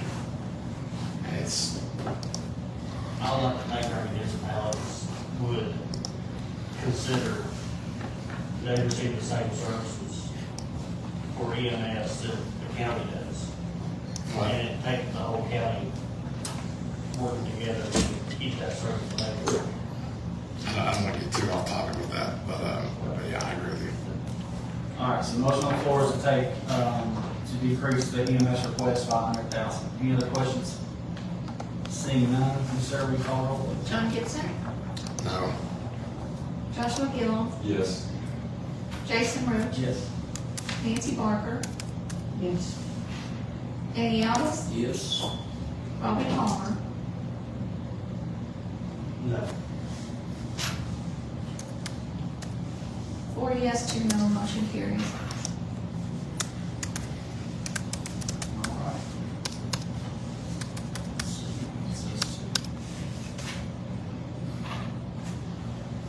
215,000.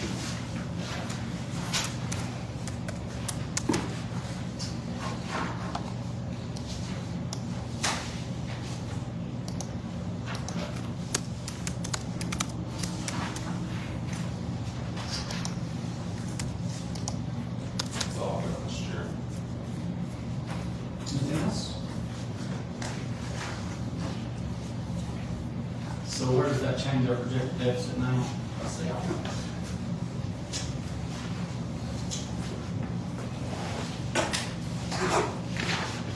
Takes 215,000 off of it, so 2685.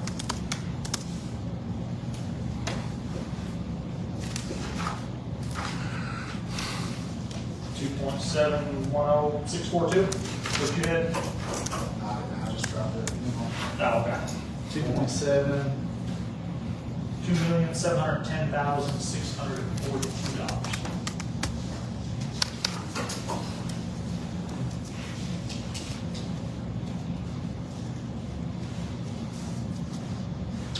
I personally still think that's a little bit two upside down paths, although the fund balance is there. I fear that we're gonna start depleting it at that rate.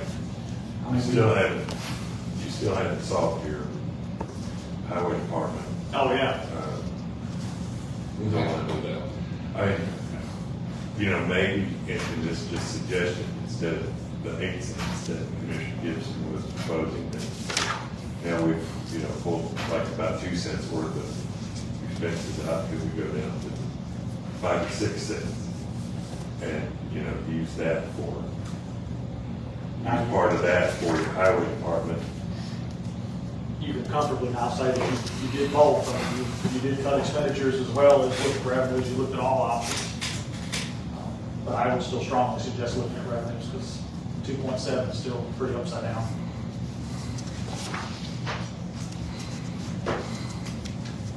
Now, I may be looking at this wrong. On the highway public works on page 4, looking at the line item, I'll catch up to you. Okay. looking at the line item 404 and 405, the asphalt hot mix for liquid. So he just decreased because he contracted out. Is that an area we could look at since he's signing the contract out, but we don't have a paper with the lower yet? Is there an area where we? That's a question better suited for him, but in theory, he had excess this year because he didn't have those things. What I'm trying to run from you is conversation. And so he was really hoping to maintain those items moving forward, because if he does have the additional staffing that this budget would now allow and the additional, then they were going to hit that harder. So that's just what I remember from having my discussion with him. So he's asking for a 50,000 increase in liquid asphalt, 50,000 crushed stone. And that may be just because of the price of oil going up and it's gone up that much. I'm sure it is. Originally, in your first draft, he asked for a 20,000 increase and a 100,000 increase. So that was actually two of the lines that he already attempted to clip for you to get more in line. Think of that what you will, but those have been reduced from first draft to second draft. So that hot mix one is maintained the same as last year, and now it's a 50,000 increase instead of the 100,000. But again, I can't really tell you per mile of road what that comes out to. I just don't know those numbers. The one I'm looking at here is the hot mix is decreasing and the crushed stone is decreasing. You know, but I don't see that. no, it's in your regular budget for this one. You're looking at this one's budget. Oh, you're looking, yeah. We need to look at the Yeah. features.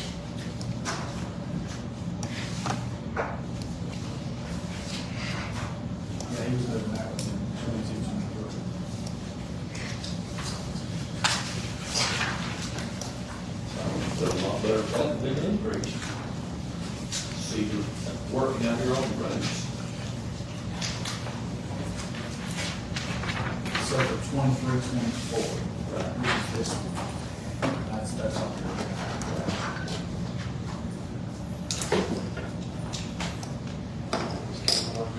Roads are continuing. And, you said there,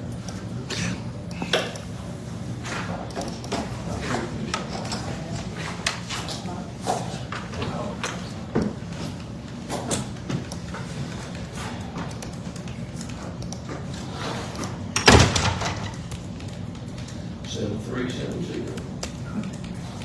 Well, that's what we got. Left the car. It starts jumping up and down. Shut up, Keith.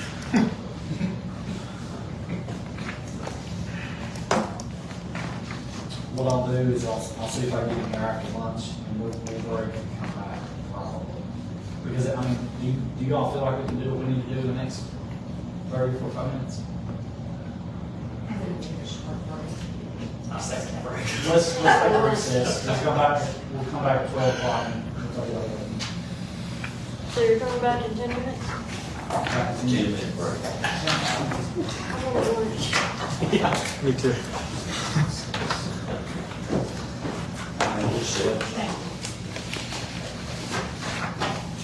Dan, the first question I've got, out of the ARPA funding that you were allocated, what vehicles have you actually purchased? Tire distributor truck, Do you know how much that was? 50,000, And we're giving a total of what, that, 350? 37. 370, okay. You said 50,000 for that truck? Yes, sir.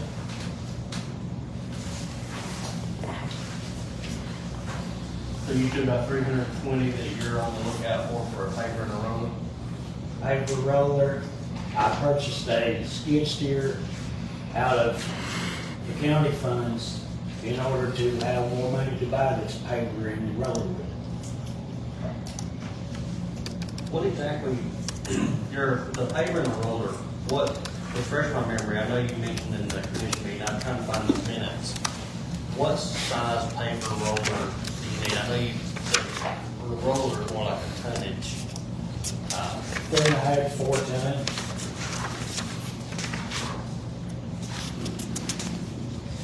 And paper, is there a certain specific type of paper you're looking for? At least 12-foot paving width. Where are we at on finding that? We have any leaks at all? I undershot the cost of the paving machine is probably $40,000. That's why I was trying to save on the skid steer to add it back to the paving machine when I found one. I can find them, but they're junk. But I'll be working on them all the time. But I'm waiting till I find the one with a good job. What classifies as junk? Stuff not working on it, or the hours on the machine? Or The hours, hydraulic cylinders leaking, hoses leaking, motor using oil, needing welding, just Something another used and department, abused. another highway department. Yeah, kind of like what we got now.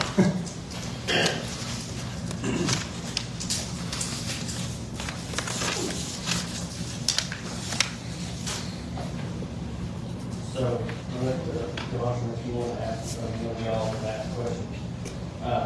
Looking at your budget, on page 4, line items 404 and 405.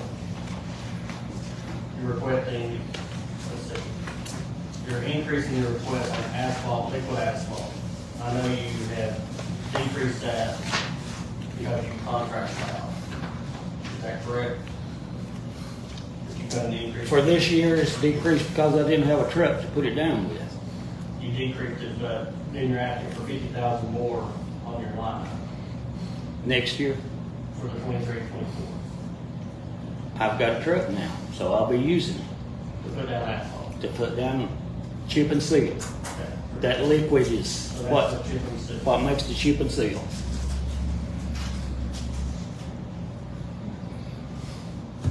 All right, then on your crushed stone, you went up 50,000 on it. That for the chip and seal also? Stone and liquid asphalt, what makes your road?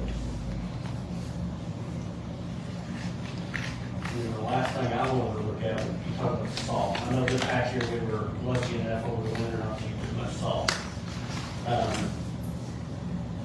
You went up 10,000 on the other. You just kind of prepare that budget ahead of time, or? If we get any winter at all, $20,000 will be 5 loads of salt. We'll go through that one in one good storm. 5 loads, like tractor trailer loads, or? Salt's $135 a ton right there. One truckload, 25 ton. You're not gonna hold your budget every truck. And it's better to have than not to have. It's not gonna go down any, so anyway,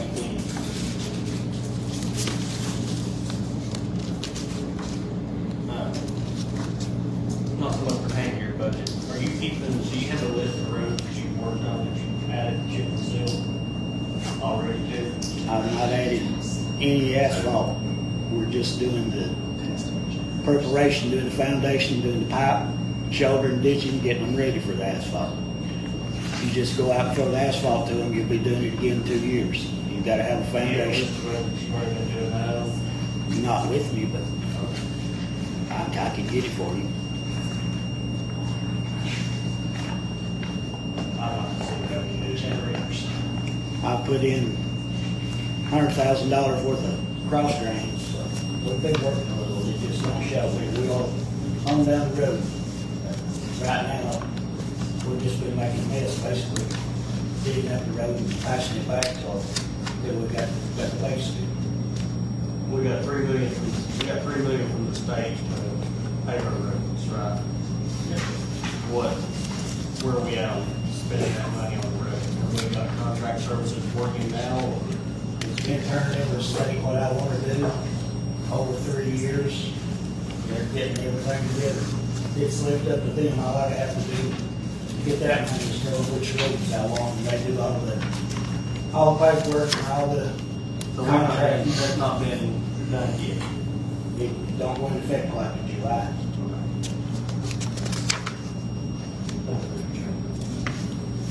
Next. Danny, my questions are about the equipment operators, truck drivers, and laborers, the increases in labor there. So you're asking for about $415,000 increase in labor for those three line items. Are you hiring more employees, giving raises, or both? What is the reason for those? I've had to rearrange the 4 labor, the operators, truck drivers, laborers, and the temporary. When I came in, the temporary was heavy.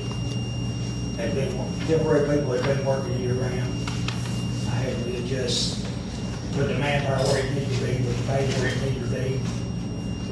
And to run on my first budget that I turned in, which kind of got the thumbs down, I had 3 crews going. And I would be hiring people. But man, this money man over here, we got together and tried to get a plan together that would go through and that I could live with, and maybe y'all could too. So I dropped a complete crew, which was a paving crew, consisting of 11 people, to try to trim the budget down. And budget looks large, but they have been and asked for an increase since 2006. If we had got just a small increase each year, we wouldn't be looking at this $1 million stuff. It would just be normal. By not asking, in my opinion, the people to operate to accommodate the police funds, there was a reduction in manpower. Every time somebody retired, quit, or was fired or whatever, it wasn't replaced.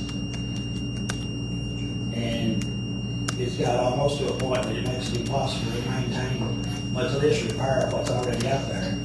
So it's come time is either maybe then or maybe now. So if you want to turn around on your roads, I'm going to need a little help. So so the increases on these line items, you're not going to be hiring as many as you wanted to in your original budget, but even in this one, you will be adding some staff to help. I'd have to get the final figures, but I'm pretty close to where I'd be. It may be a few, but right now I'm almost at the manpower I'd be at. It goes through. So then the 400,000 would be going to pay increases then? Mostly.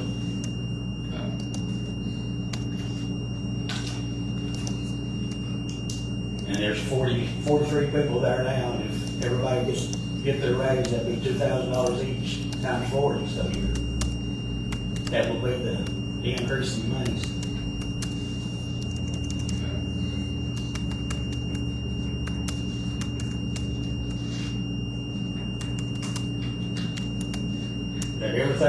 do, everything that we use has tripled since we've had a rate increase. In 2006, asphalt was probably $35 a ton. Right now it's $122 a ton. You see a loaded truck going to dump in Hayward, you got 20 ton, you're looking $2,500. And you dump them trucks all day. Went basically from maybe 200,000, excuse me, to 20,000 a mile to 100,000 miles over that length of time with no increase.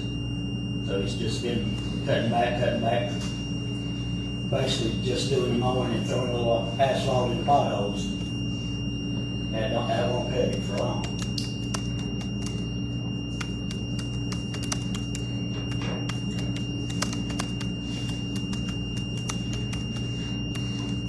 Go ahead. I was just gonna ask Larry questions. Can you give us an update on our mowers? Short arms, long arms, how many we got, are they working or whatever? I've got 5 short arms, which is just most of shoulders, Right. operating. 5 people following them, that's 10 people. I've got 5 long arms ready. But my full priority, I need to do the ditching and getting the roads ready to asphalt. Not starting the long arms until I can see what I'm getting on the road, what I can do. So I'm using the manpower where it's needed worse. So as of today, do we have any of them out there working? We've got 5 short arms That's operating. in each area of the county, 5 areas. When they get through with their routes, they'll start over and go again.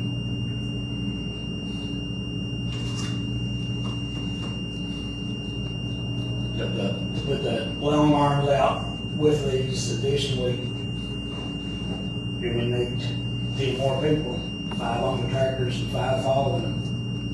Which basically, you'd have to have 5 more temporaries. Right now, we just got 1 patch crew, which we could use 10.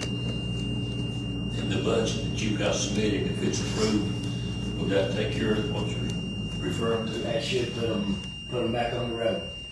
I may have to shut down a chip and seal crew for a while and mow a while, just transfer the crews backwards and forwards and still have solid crews. But in order to get the budget passed, I'll do whatever I need to do. It's not gonna be the way that I envisioned it.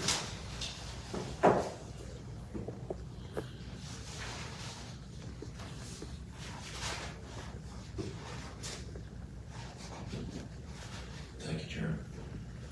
All right, I think you answered my question already, so. Anybody else have any questions for Mr. Jones? We needed to discuss the pay scale. Sure. Mr. Jones, you talked to Eric about getting the the highway department over on actual pay scale instead of a merit base.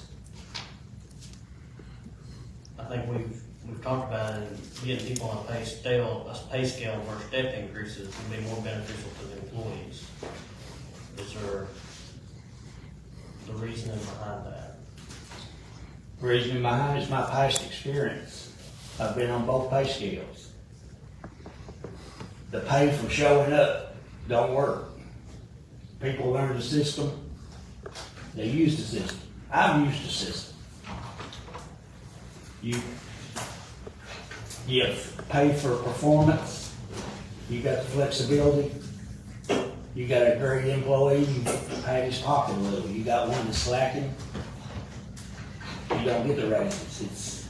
It's a much more effective way to pay, in my opinion.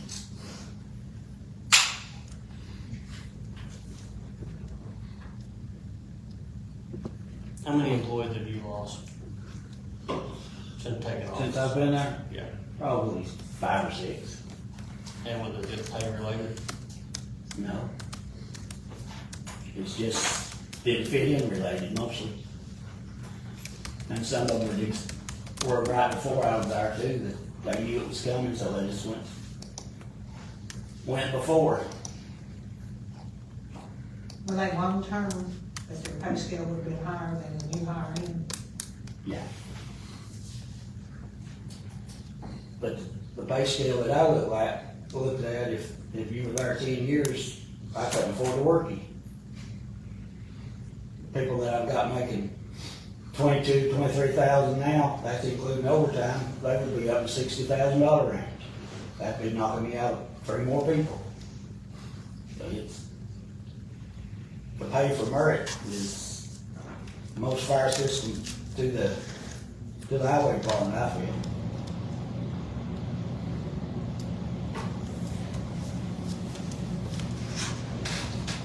What is your short on, where are you short the most on employees?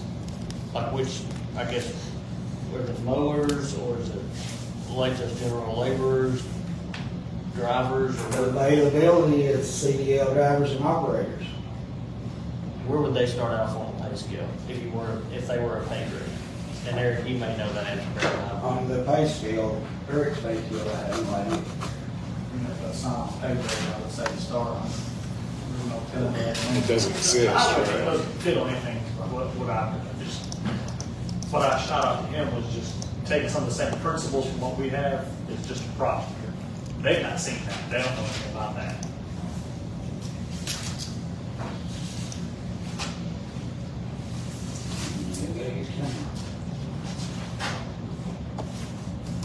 Operator, I'll just go off of my memory, is $16.85 beginning. Truck driver's $15.77. Laborer is about $14.85. Temporary starting out like 13 and a half. Now that's just memory. I'm just in the ballpark.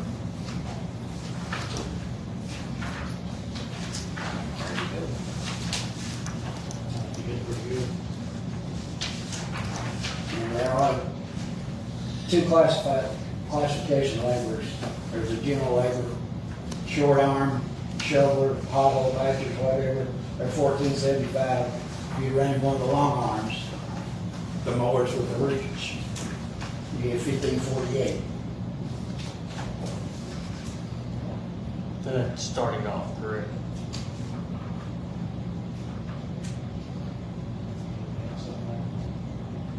Just whatever they need. Do they get an increase each year, or do you pay them by years of service, or? I plan on giving increases per year, per quality of work. So if your long arm operators are there,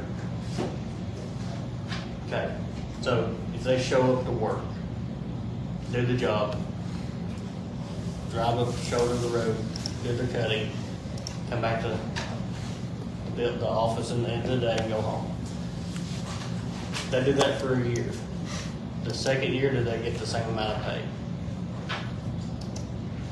It's left up to you. What I'm getting at is go ahead. If I get more money from the budget committee to give them raises, they'll get raises. If they qualify for it, So they may or may not get a raise. may or may not. If they're So not, if they were on a pay scale, they could potentially get a raise each year based on years of service. Yeah, that's correct. So would it be more beneficial for an employee to stay with the county if they were on a pay scale? Would they know if they spent 5 years doing the same job, then they could potentially make over $1.50 more from where they started? Would that not be more beneficial to the employee and give them reason to stay? I'm here to be fair to employees, but I'm here to benefit the county. So it would be more beneficial to the county for someone in a leadership position to say, hey, you deserve this. Or, you did good. You did what what it was called for, but you didn't go above and beyond, so you could get this much raise. This guy be getting a little extra because he went extra. I understand the bonus, how that works. I'm just asking, if I was a potential employee looking at your job, or at the job at the highway department, and I look at it and say, well, if I stay there for 3 years, I could potentially get, $1, $1.50 more, not $1.50 more, but 60, 70 cents more than what I was making when I started on year one. Would that not be more appealing to me to want to work there, and or a position where I may or may not get any raise? And if you would look at someone that's doing the same job that you're applying for and talk to them, and they got $1 this year, where it's going to take them 3 years to get 60 cents, and they get a little extra because they do a little extra job. I mean, the pay for performance is much better. But in a position like that, what extra performance could they do? They keep their tractor greased, fueled, didn't break out the windows, didn't run it over the cliff, mowed good, didn't tear down any mailboxes, just no problems. And always willing and showing up and being there and being there at quitting time. I kind of have a question about that too. So if you do merit-based pay, I get that. Do you have an evaluation model, or do you have an assessment that you use on your employees that will allow them to qualify for those increases in pay? Is that what I also kind of worry about on the flip side of that, when we look at the big picture, is when you're looking at equitable pay for laborers and making determinations based on a rubric or a scale, not a pay scale, but a scale where you're assessing them. If it's just kind of arbitrarily, hey buddy, I think you're doing a good job, and we give you a quarter raise, could that open us up to labor lawsuits and things like that? If we don't have documentation to fall back You on? would have to have documentation of why they do it or why they don't. Do you have a uniform system of evaluation that you use No. for your employees? I've not used it yet. Is that something you plan on creating, There would have to be some kind of system put into place. or you evaluate them on an annual basis, I guess, or not?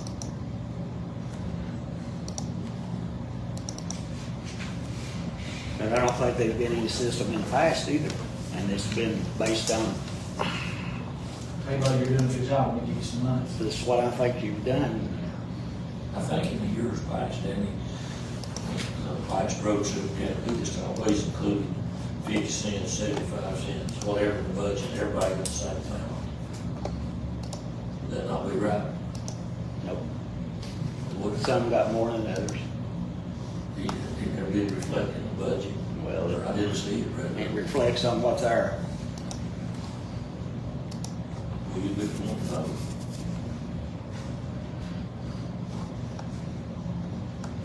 I mean, it wouldn't be that much different. Sometimes it'd be a quarter, and sometimes it'd be a nickel or whatever, but everything wasn't uniform. And some would get stepped from a laborer to a truck driver pay, even though they weren't driving a truck, but they was doing extra labor work. For me, Danny, I think that, I hear what you're saying about merit-based pay, and I tend to agree with what you're saying, that it motivates employees to perform better if they think they can get more money for doing so, rather than everybody getting the same. But still yet, and if we could come up with some type of, as Chairman alluded to, some type of system, a rating system, right, like excellent, good, needs improvement, Evaluation process. Right, an evaluation process, and if they fall in this category, they get this much, this category.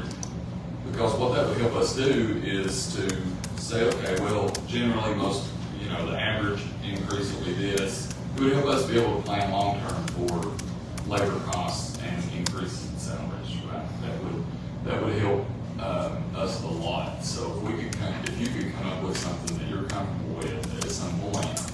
In my past life, I've administered an evaluation process for the last 10 years, so Yeah. I got a good idea what needs to be done. So you know what so when we say a pay scale, it doesn't have to be exactly like the other one that we have where it's just you get an increase every year. I hear your concerns with that.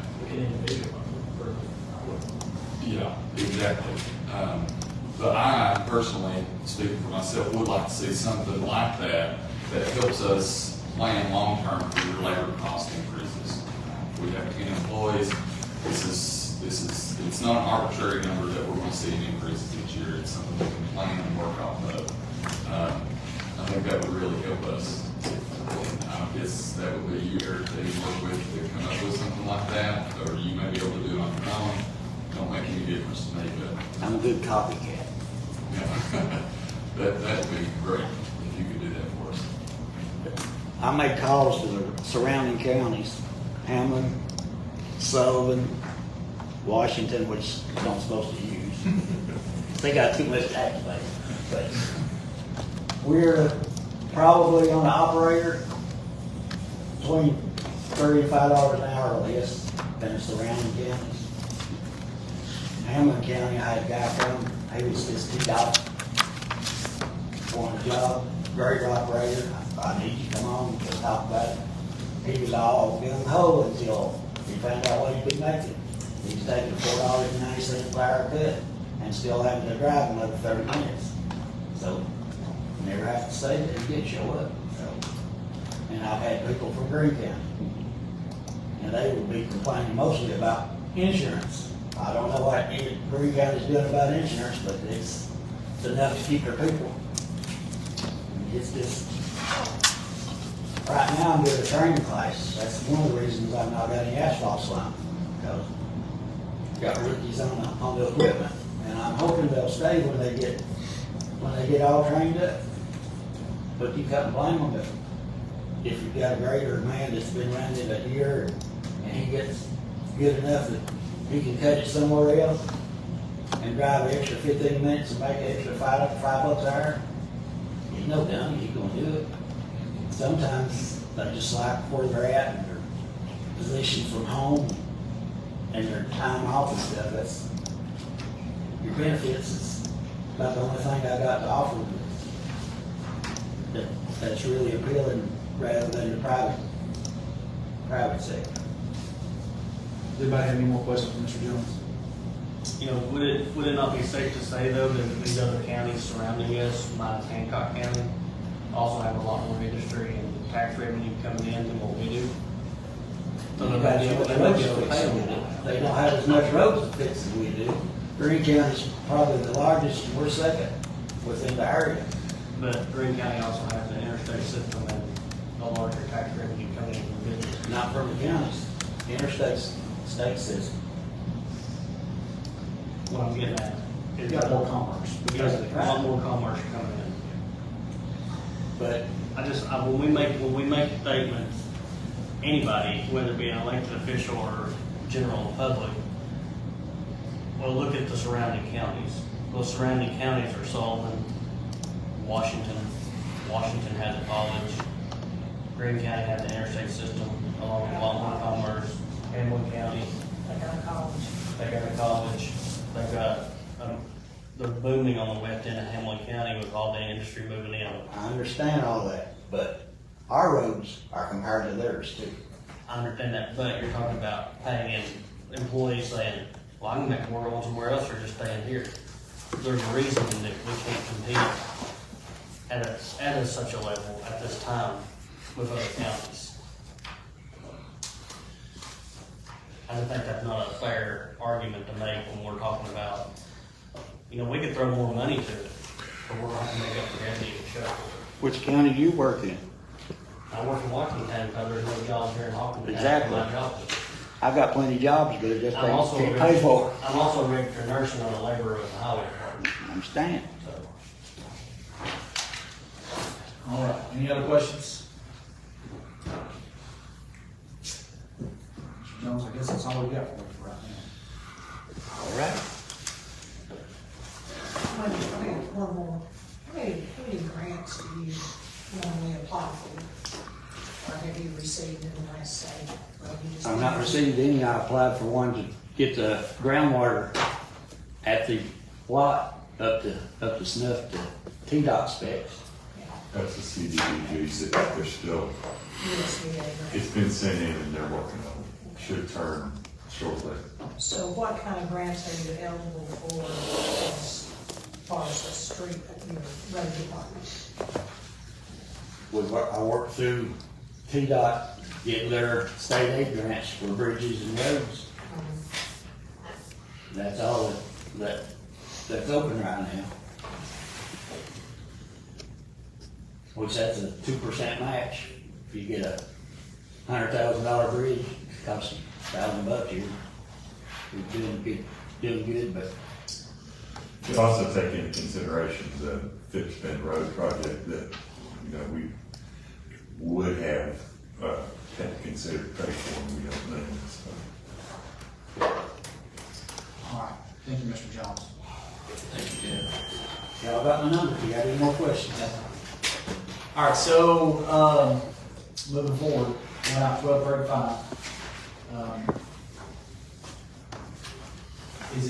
Are we ready to vote on the budget as a whole? Are we ready to talk about any other plans, to just revenues or expenses? The floor is open for however y'all like to move forward.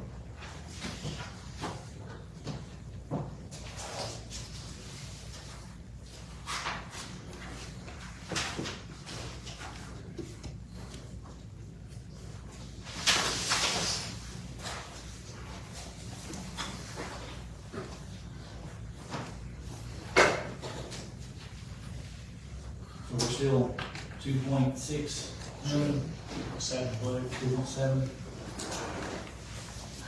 That's including Dan's budget. And we still need to, sorry. Doesn't include the 2.7, but Yeah, that's right, that's just general fund, so yeah. But now we do need to address the tax rate for, Danny so that he can get the allocation that he needs. But now if we play with what he's allocating for his employees, I mean, could we fall below that? So like what he's requesting for raises and so on, if we were to start working on that or ask that to be changed, could we get to the point where we wouldn't have to do a point? No, because the highways maintenance department has nothing to do with expenditures. It's purely local revenues. So no, that's a problem that can only be fixed or ignored by the committee. 0.007, all right, that's what we have to do. Yes. 7/10 of a penny. Or 0.007, yeah. That's what I was looking at originally. And you said that needs to be a separate motion by itself from the general fund? Yes, it would, because it's how it affects on the highway department.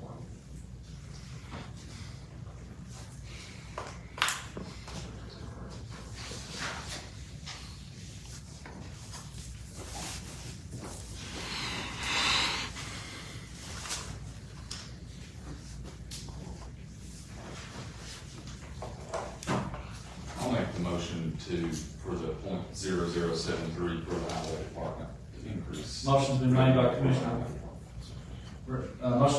Commissioner Gillum to allocate a 0.007 cent property tax increase that is specified for the highway department. Is there a second? Second. Commissioner Palmer seconded the motion. Floor open for discussion. Highway department only. That would only affect the highway department. And that would solve the maintenance vapor problem, which would secure $70,000 additional in funding, right, and allow us to apply for grants. Well, it doesn't secure additional, it ceases us from having a reduction. Correct, that's what I meant, Yeah, yes. so. Mr. Bolo, did you have a question? I just want to clarify, that's 7/10 of a penny. Yes. Okay. So, or 7.3 of a penny. It's 7 cents, isn't it? No. It's all less than a penny. This is less than a penny. This is 0.07. Because that 0.007 was a little confusing. It's not a penny, it's 0.7 of a penny. Yeah. 7/10 of a penny. Yes, that's correct. That's Okay. yes. I'm sorry, not points in my zeros. I'm sorry.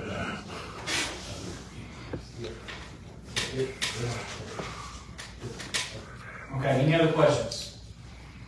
Ms. Sarah, will you call the roll, please? Danny Ellis, Yes. John Gibson, Yes. Robbie Palmer, Yes. Joshua Gillum, Yes. Jason Roach, Yes. Nancy Barker. Yes. 6 yes, motion carries. All right, so that problem's fixed. Thank you for that. That was easy.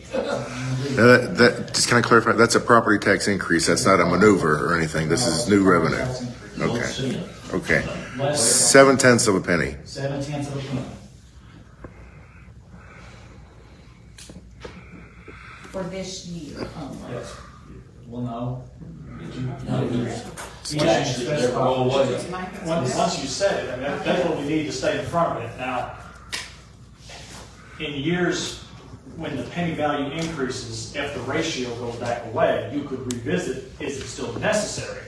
But no, that would be tentatively forevermore, a new baseline. But as your property tax growth, I can, again, that 5-year average is really challenging because it's, when we try to pass the budget, those numbers aren't set in stone yet. No more moving targets. Okay, so, we fixed the highway department problem, we've cut 215,000, I think, Yes, from the budget. on the general fund side. On the general fund side, we're still upside down a little bit, so we need to adjust revenues or continue cutting, or just send it toward that fund balance. Those are our three options.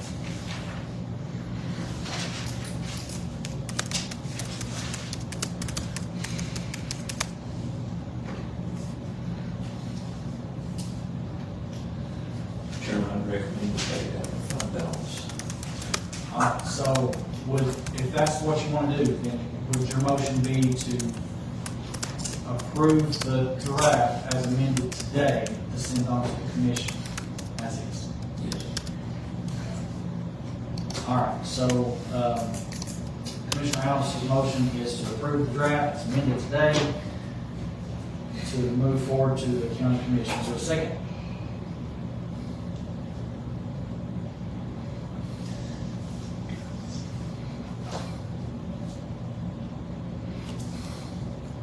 Motion dies for lack of a second. So now we have two options.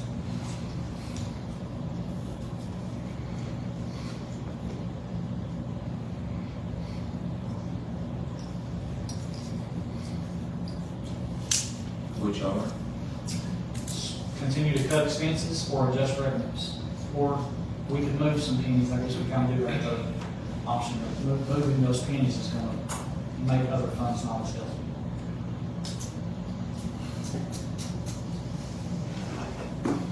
So where else would you guys like to cut? Or how else would you like to adjust revenues so that we can at least solve the blow?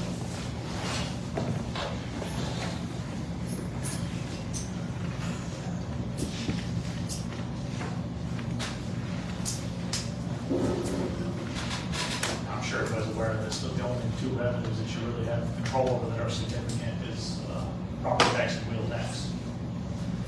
Property tax is a single meeting, wheel tax is a 2/3 majority of 2 consecutive meetings. Just to make sure everybody's aware of that.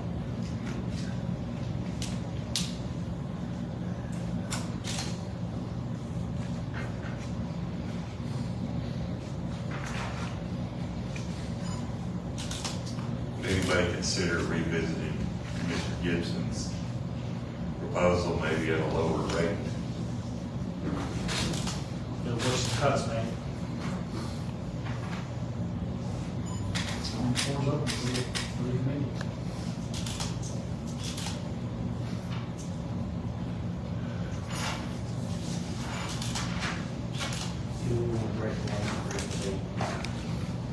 We've been at it since 8:30. Make a motion, John. If we can adjust revenue, if we can get the revenues adjusted, and send it on, that's fine. If we're going to cut expenses, yes, we need to work, it's going to take the rest of the day. It's whatever you guys want to work on.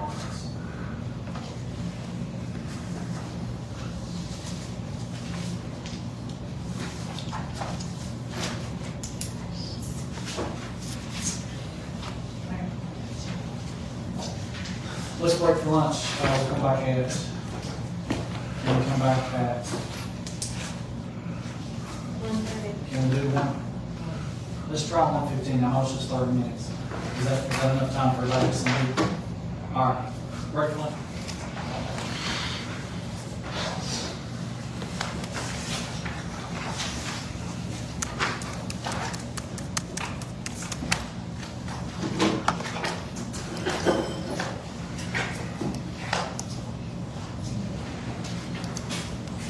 And active deductions, or what's your fund balance? Give me 1 second, I'll let you know. After everything. I'm sure Eric had time to get lunch and recalculate all this stuff and bring everything back out for everybody again. Got a fresh copy waiting on everything. So it was projected at $9,461,250. With the cuts made to this point, you're looking at $9,676,250. We've got $215,000 worth of cuts made to the budget.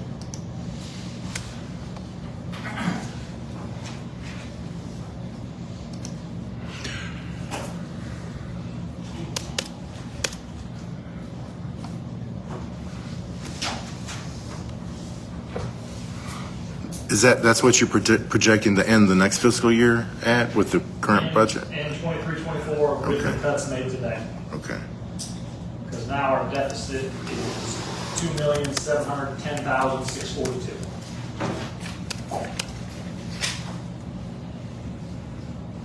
Currently. I'm looking at it says restricted, committed, or assigned funds set aside for specific purposes, it's $1 million. What money is that? Is that opioid money? No, that's all kinds of money. You've got different revenues that are earmarked for certain officials. So some of that would be register of deeds money, some of that circuit court clerk, county court clerk, the judges, airports. Some of that used to be the wheel tax until the expenditures outpaced the revenues. But it's just various monies that are obligated for specific purposes. I think you had one, I think this month or last month, or I think it was this month. Sometimes they'll ask you for a budget amendment, they'll fund it against a reserve, that's those monies coming out of being spent. But that's an accounting requirement, that's something that the comptroller's office has us do. They're sticklers on how it's classified. What's the pleasure of the committee?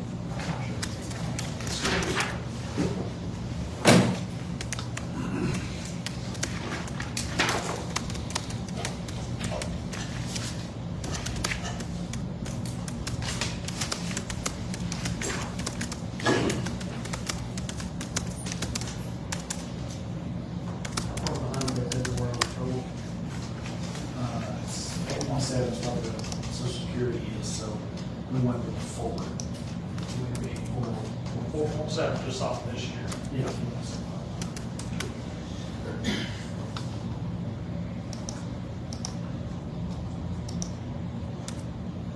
What if we went from 3% to 1.4, that's $88,000?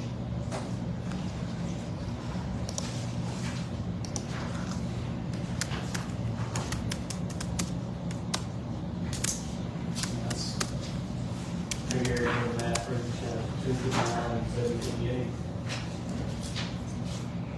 Bear with me.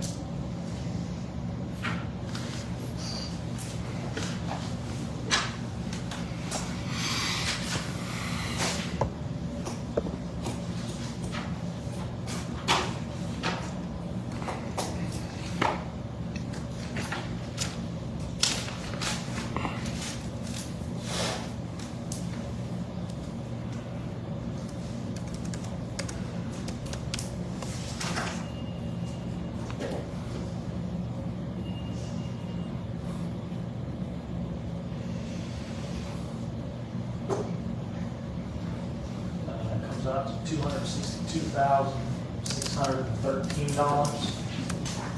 So that's a reduction over what's currently in there of $87,537.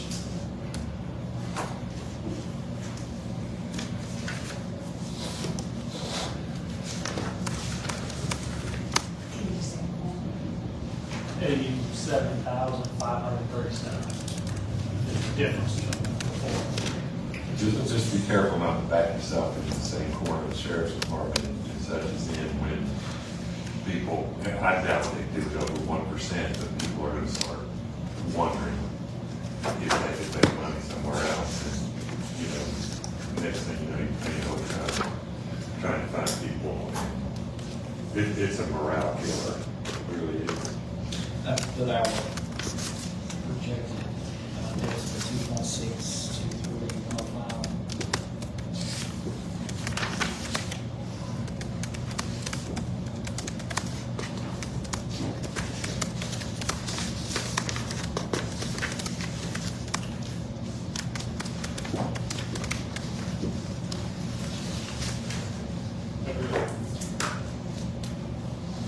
What was our projected shortfall last year? Last year, when we passed it, $1,599,539. Almost 1.6, I must say.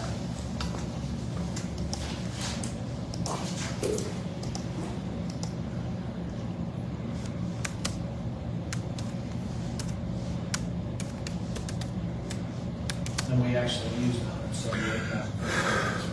Projected to. Of course, that column is still estimates, still subject to change. And even when you guys ultimately pass whatever you're going to pass today, as long as you're not opposed to it, I'm still going to continue to update that estimated column as actuals become available. I find that to be beneficial for all of us to get the most accurate column as we can, depending on when we pass it. So, for instance, the payroll will be done. That one doesn't linger like accounts payable does. There'll still be some things in other estimates if we pass it in July. There's still be estimates if we passed in August, but I'll try to shore up all the actuals that I can.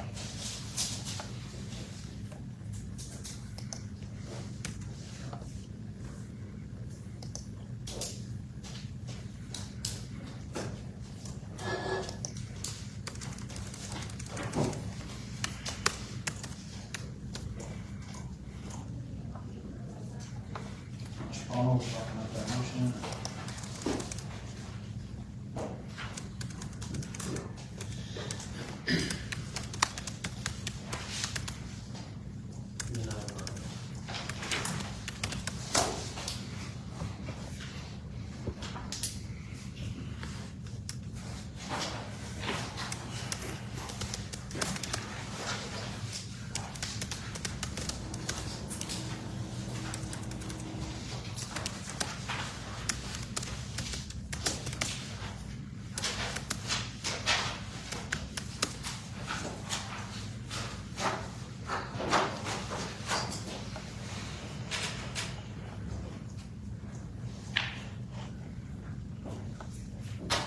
Kind of unrelated to what you're looking at right now, but there was one more thing on my update that I forgot to share with you as we got sidetracked on the highway.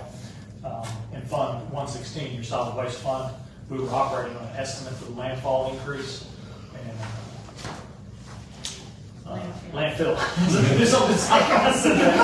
What is landfall? They're like a James Bond. Right. But now we do have an actual, so it was much less than what we're estimating, so one nugget of good news to make informed decisions.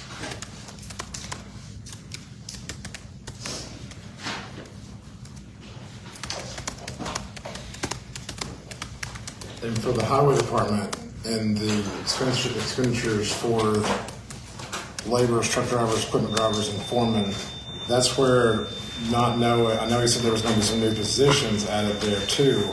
But that's where not having a real breakdown of pay, we don't know how much of that would be increasing wages, how much of it would be from. What he said to me, because I kind of asked him too, he said it was mostly pay wages, that he really wouldn't be adding much manpower. That's $417,180 for increases in pay wages in the highway department.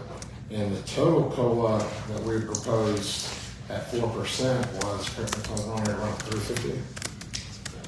You're correct. So that's almost the entire COLA proposed for the remaining county employees. We're spending more than that in just the highway department raises and pay alone. I know there's like you said, there's a few adding a few employees or a team or a group of people, but I mean that just kind of going through and looking at just the stuff that stands out as outliers, that still to me looks like it's an outlier of where it needs to be. I know you asked that question, and I think you misspoke or misunderstood, and I hate to speak for somebody else who's not here, but I agree, that is, Don't have that. to your point, you can't have a smaller group of people be more expensive than a larger group of people get the same COLA. So Well, I if do we're feel- looking at cutting a percentage point off the COLA going from 4 to 3, that doesn't touch this money at all. Because they're outside of the COLA. And at that point, we need to look at that versus, I would think, before we just straight cut the COLA for everybody else. I think there was, I shouldn't I say know that, you but can't. I don't think it was purely raises. I think it wasn't as large of an increase as they wanted on the crews, but I think there was still an additional crew being added. I noticed they had 44 employees and there was talk of 2,000 per employee. And that math doesn't math. No, that not good math.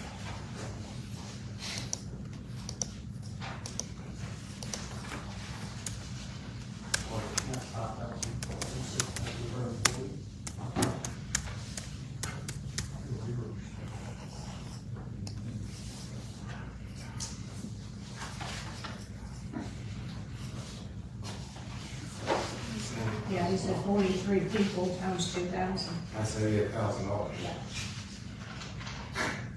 I would, well, it's not significant. I would multiply. But that not, but also if it was factored in for new employees, should we not see an increase in health insurance and benefit pack? I mean, There is, okay, there are, yeah. based off that, His budget's lined up a little different because he's the sole person in that fund. So his benefits aren't in each individual function, they're a function by themselves. If you look at page 6, employee benefits, it's a budget 66,000, and then you've got your respective object codes, 201, 204, so forth and so on. You'll see about $84,000 in increases there. but that's for the overages, okay, for the $88,000 based off what we're told for 44 employees, a $2,000 increase in employee, that's $80,000. The projected here of increase in expenses is $417,180, and we're increasing Social Security benefits and stuff by $84,000. Does that correlate for a large amount of increase in employees? It would? Okay. I just wanted to make sure. Because this is a proposal that he presented, that was just written out. He was asking for, I think, 16 new employees. Now, to be fair, I increased employee benefits, but it was in an effort to stay consistent with the amount of salaries that are in the budget as is. Okay. If you reduce salaries, then Right, there's see other some of effects. it, yeah. But they're tied together. You can't have one without the other. You Right. can't have a salary without a benefit.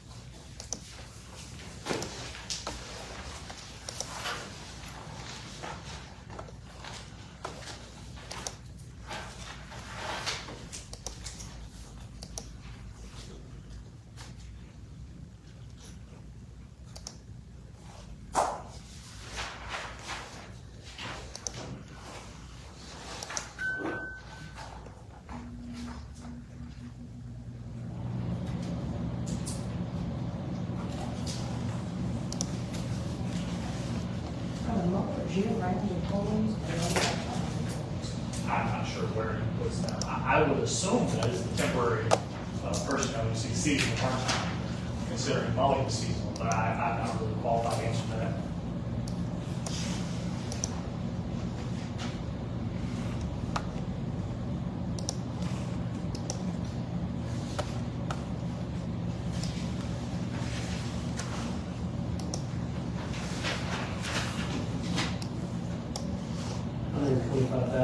difference from what we had, or what was budget estimated for 22-23.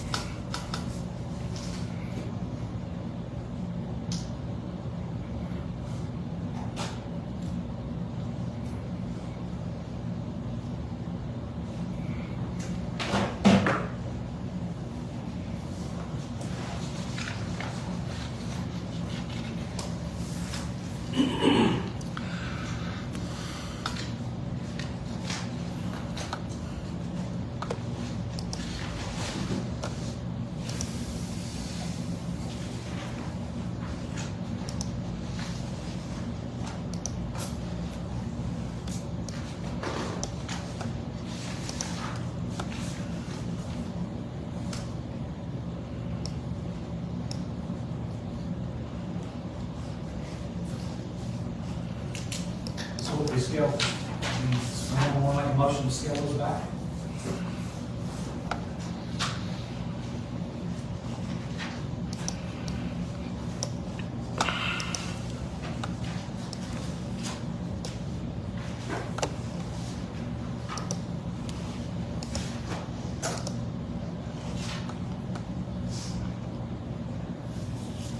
Motion that we cut those 3 line items by 10%. Which, Truck drivers, laborers, and equipment operators.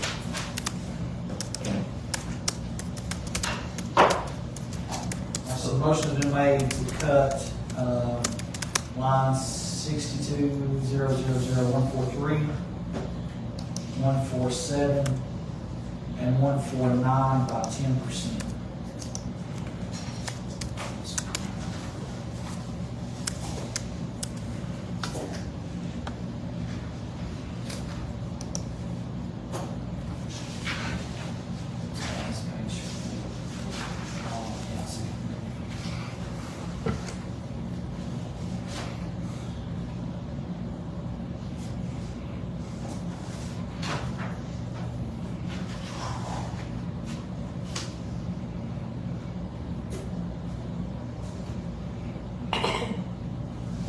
So in dollar terms, $128,265 cut. Good for them.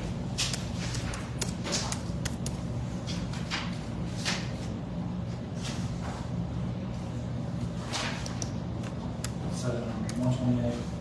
265.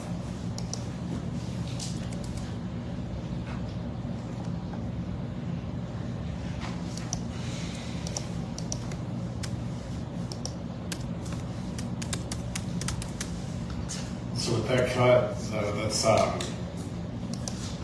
that's essentially going to cut the 2 crews that he's asking for. He'll be getting, 1 point, whatever crew now. So I mean, I'm sorry, I didn't say, did I say? I'm sorry. I don't have it, no. Okay, thank you, Mr. Palmer. Go ahead. I just want to be clear with that. I think we all pretty much agree that the roads are in need repair. That's one of probably the driving complaints issues that we get. If we cut this, and it's going to impact his ability to have crews on the road, doing repairs. And where we don't have, where they're not on a pay scale, we're not necessarily differentiating between you're cutting it, taking 10% off the proposed raise that he's giving or off the new crews. So I want to make sure to give him all the abilities he needs to get the roads repaired. But if we cut this, we're essentially cutting into that second crew that'll be out working on the roads.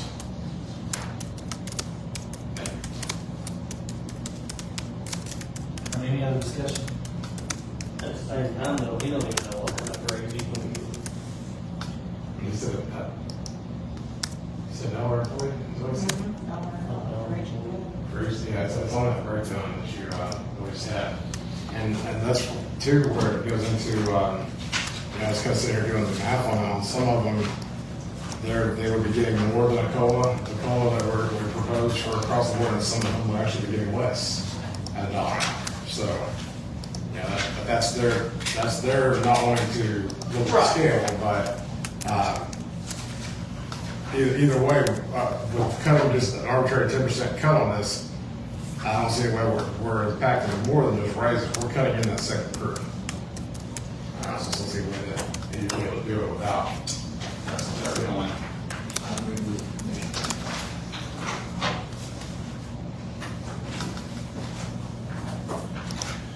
you. All right, any other discussion? I'll withdraw that motion, Mr. Chairman.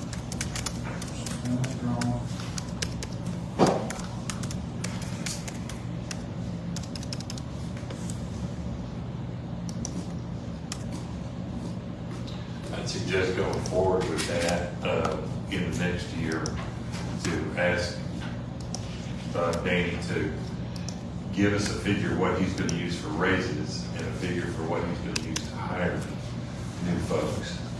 And, cap that raise amount to that, and then he can distribute it through his plan. We can't continue to work with numbers we don't know what the numbers will be.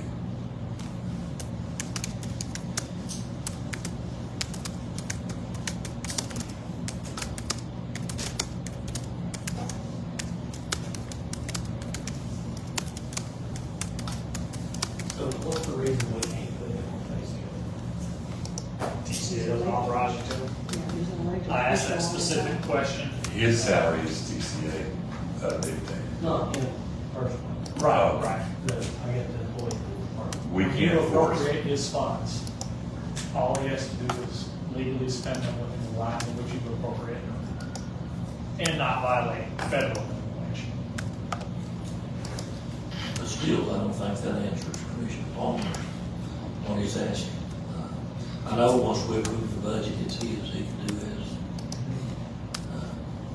What Robbie don't know is why they could not be put on the pay scale. Or county employees, They are. county department. But you are a funding body, not management. And so that's where that line is drawn. He's the manager. He was in that position. So you can restrict his funding, and you can appropriate it throughout the budget. But once you put it in line 143, for instance, you can't tell him he has to have 7 drivers, or he has to have 4 drivers. That's where your power stops and his starts. Yeah, I'm talking about the pay scale. Well, that's what pay scale is. Nancy Davis is an elected official, and her put her on pay scale. And if she wanted to push the issue, she's got the same powers. Yes, she is. We're trying. I'm just, that was before we can see. See, that's why there was one before, and the sheriff's department didn't want it, highway didn't want it, because you couldn't force them on it at that time either. When Larry Russell originally did the pay scale back in 2014, they all did not go on it. The difference is the sheriff's department still has a scale. It wasn't Larry Russell's scale, but it's still a scale. It mirrors what we have now that it's been fixed. And so they mimic each other. They work the same way. You can treat them both the same real easily. But the highway's always been absent. It's a true scale that we're used to. But everybody else agreed to go on this. Those folks did not agree. As we're doing the same thing, expecting different results. You could make that argument.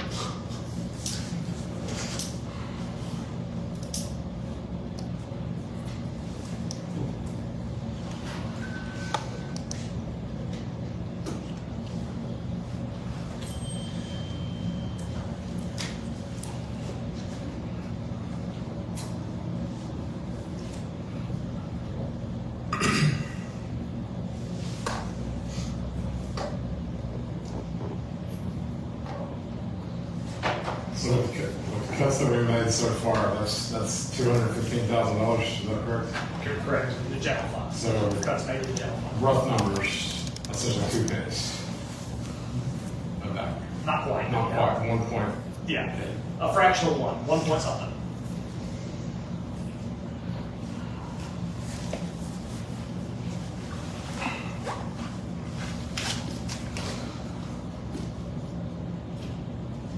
An increase of revenue by 6 cents, would that get you to a more comfortable place of not depleting the general fund budget?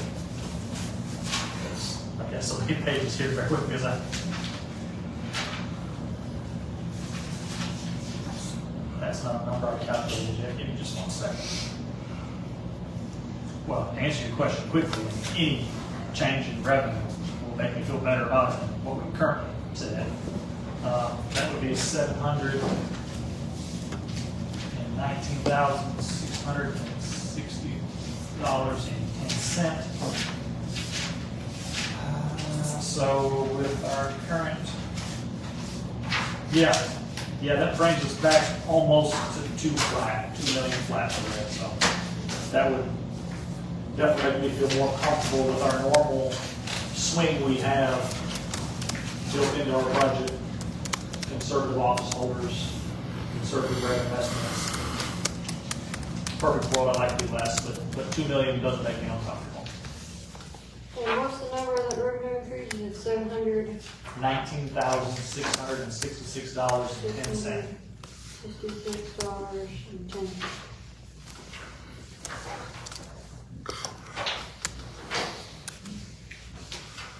And that's not factoring our revenue, should be more than what we're working with right now. Correct. That's why I say 2 million gets me back to being semi-comfortable, because I know there's gonna be a higher collection on the property tax. I know that some of those are conservative. Not overly conservative, but some of them. And then historically, our office holders don't fully exhaust their budgets. So when you put those two things back together with something like that, I think you're getting back in the realm of reasonable.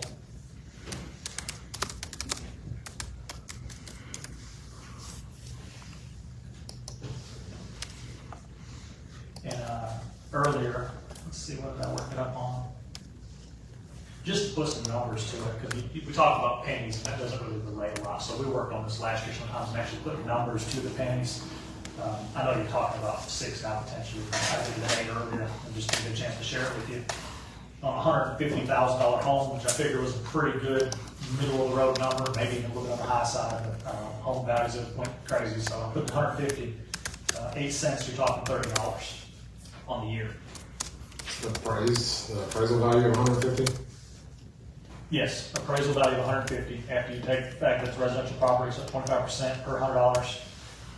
And then multiply that by the tax rate.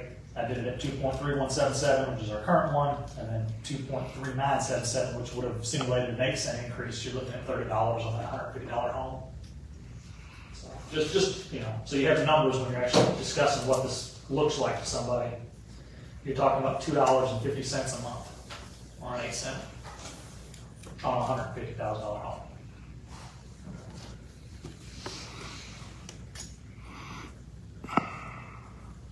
I know those are tough decisions, but I think sometimes when you look at the numbers, how it affects the person, it hits a little different. I mean, you're really not asking that much of somebody.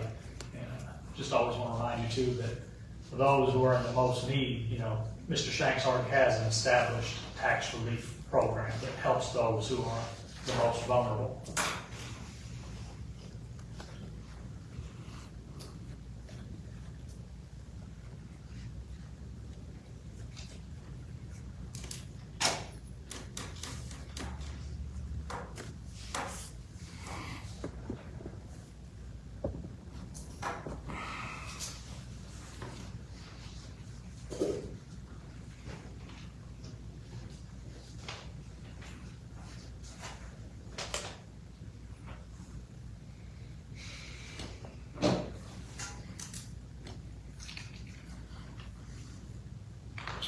We still need a motion to move forward.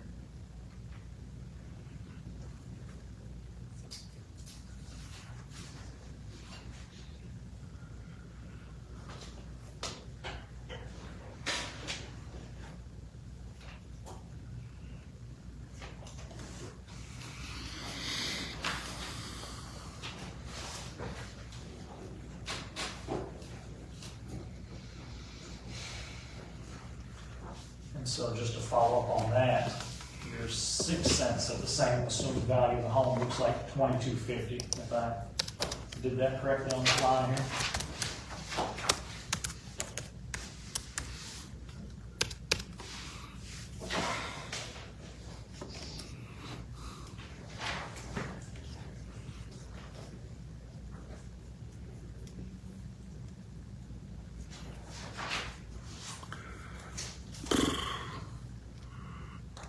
Yeah, $22.50. Which monthly you're looking at $1.87.5, so $1.88.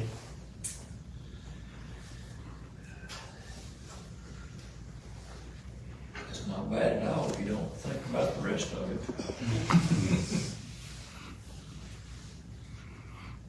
Mr. Chairman, I'll make a motion that we send the budget off to the full commission as is. Motion's been made to send the budget to the full commission as is. Is there a second? Second. Okay, Mr. Alice made that, second. And I have a question to make sure that this budget can go forward as it is. Did we make any changes after Commissioner Alice made his motion earlier to fail, for lack of a second? Because if we made changes, if we had made no changes, then we're putting a redundant resolution on the floor, and I don't think we can do that. I think the changes, did we make we voted on the park truck, sheriff vehicles? Yeah, there was a Was that after you made your motion? Yes. That was before. Pretty sure it was before. Maybe- Made motion, give me a second. Let me look at my minutes. Because otherwise you're making a motion for another motion to fail. I think you could. I have it after, I think. I do too. I wrote down all of that y'all voted on. And that's fine. If we're sending a budget that's different than the motion that's already been made, I think we're fair. I think we're fine. But you just can't make the same motion twice if it's failed the first time, or if it's changed after the fact, it's not the same motion. Well, I have it that it is the same. You have that it is the same? Yeah. Me too. I have that you changed the park truck, you changed the sheriff's department cars, you changed the EMS. Then we went to talk about, I think that's when Danny came, and then we talked about ton rollers and pavers. Then we made a motion to fix the highway problem. And then is when I have, the motion was made to send it as is. And then the only motion I have after that was Mr. Gillum on the highway, which then was withdrawn. And then I had back to making that motion again. You approved the 0.7 penny though. On the highway. Yeah, oh, On well, highway. But okay. it's folded into the whole, we're folding the whole budget together though, right? I want you I'm to vote- splitting hairs. I mean, maybe I'm splitting hairs, but I don't think you can. I thought you were voting on 101. But maybe For his motion was Motion to to send move the, the whole budget. Everything. send the full budget to the commission. Okay. So Well, basically, that includes a .073, or sorry, .007 tax increase. Correct. So then, As amended today. Okay. Yeah. Gotcha. Everything's happened today Yes. for all funds. I'll put that about that. Okay, any other discussion?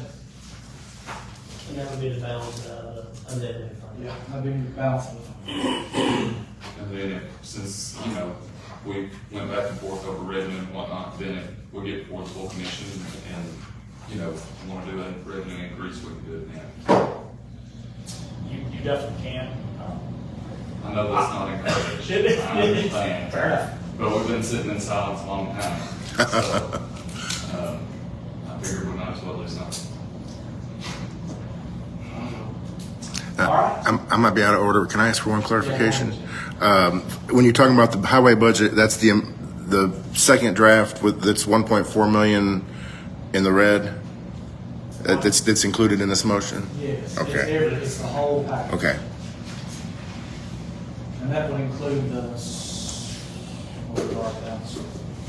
that was. No. Waste, and that's. 1.4 million surplus as overall. Remaining fund balance. Yeah, remaining fund balance. 1.8 in the red still. Right. Okay. Well. It's the amended. It's the second draft of the highway budget that was presented today. plus Yeah. the small property tax adjustment they made. Okay, I'm sorry, I know, I shouldn't be talking, but I just want to make sure I understand. I'd rather you get it right. We want you to understand. So actually, it would almost, right now it's almost at 1.9, if that change would be almost at 1.8 flat, and actually be at 1.8 flat, which will bring us up to almost 1.5 ending fund balance on the highway, Okay. with that 0.7 of a cent. All right, Ms. Sarah, will you call roll, please? Bobby Palmer.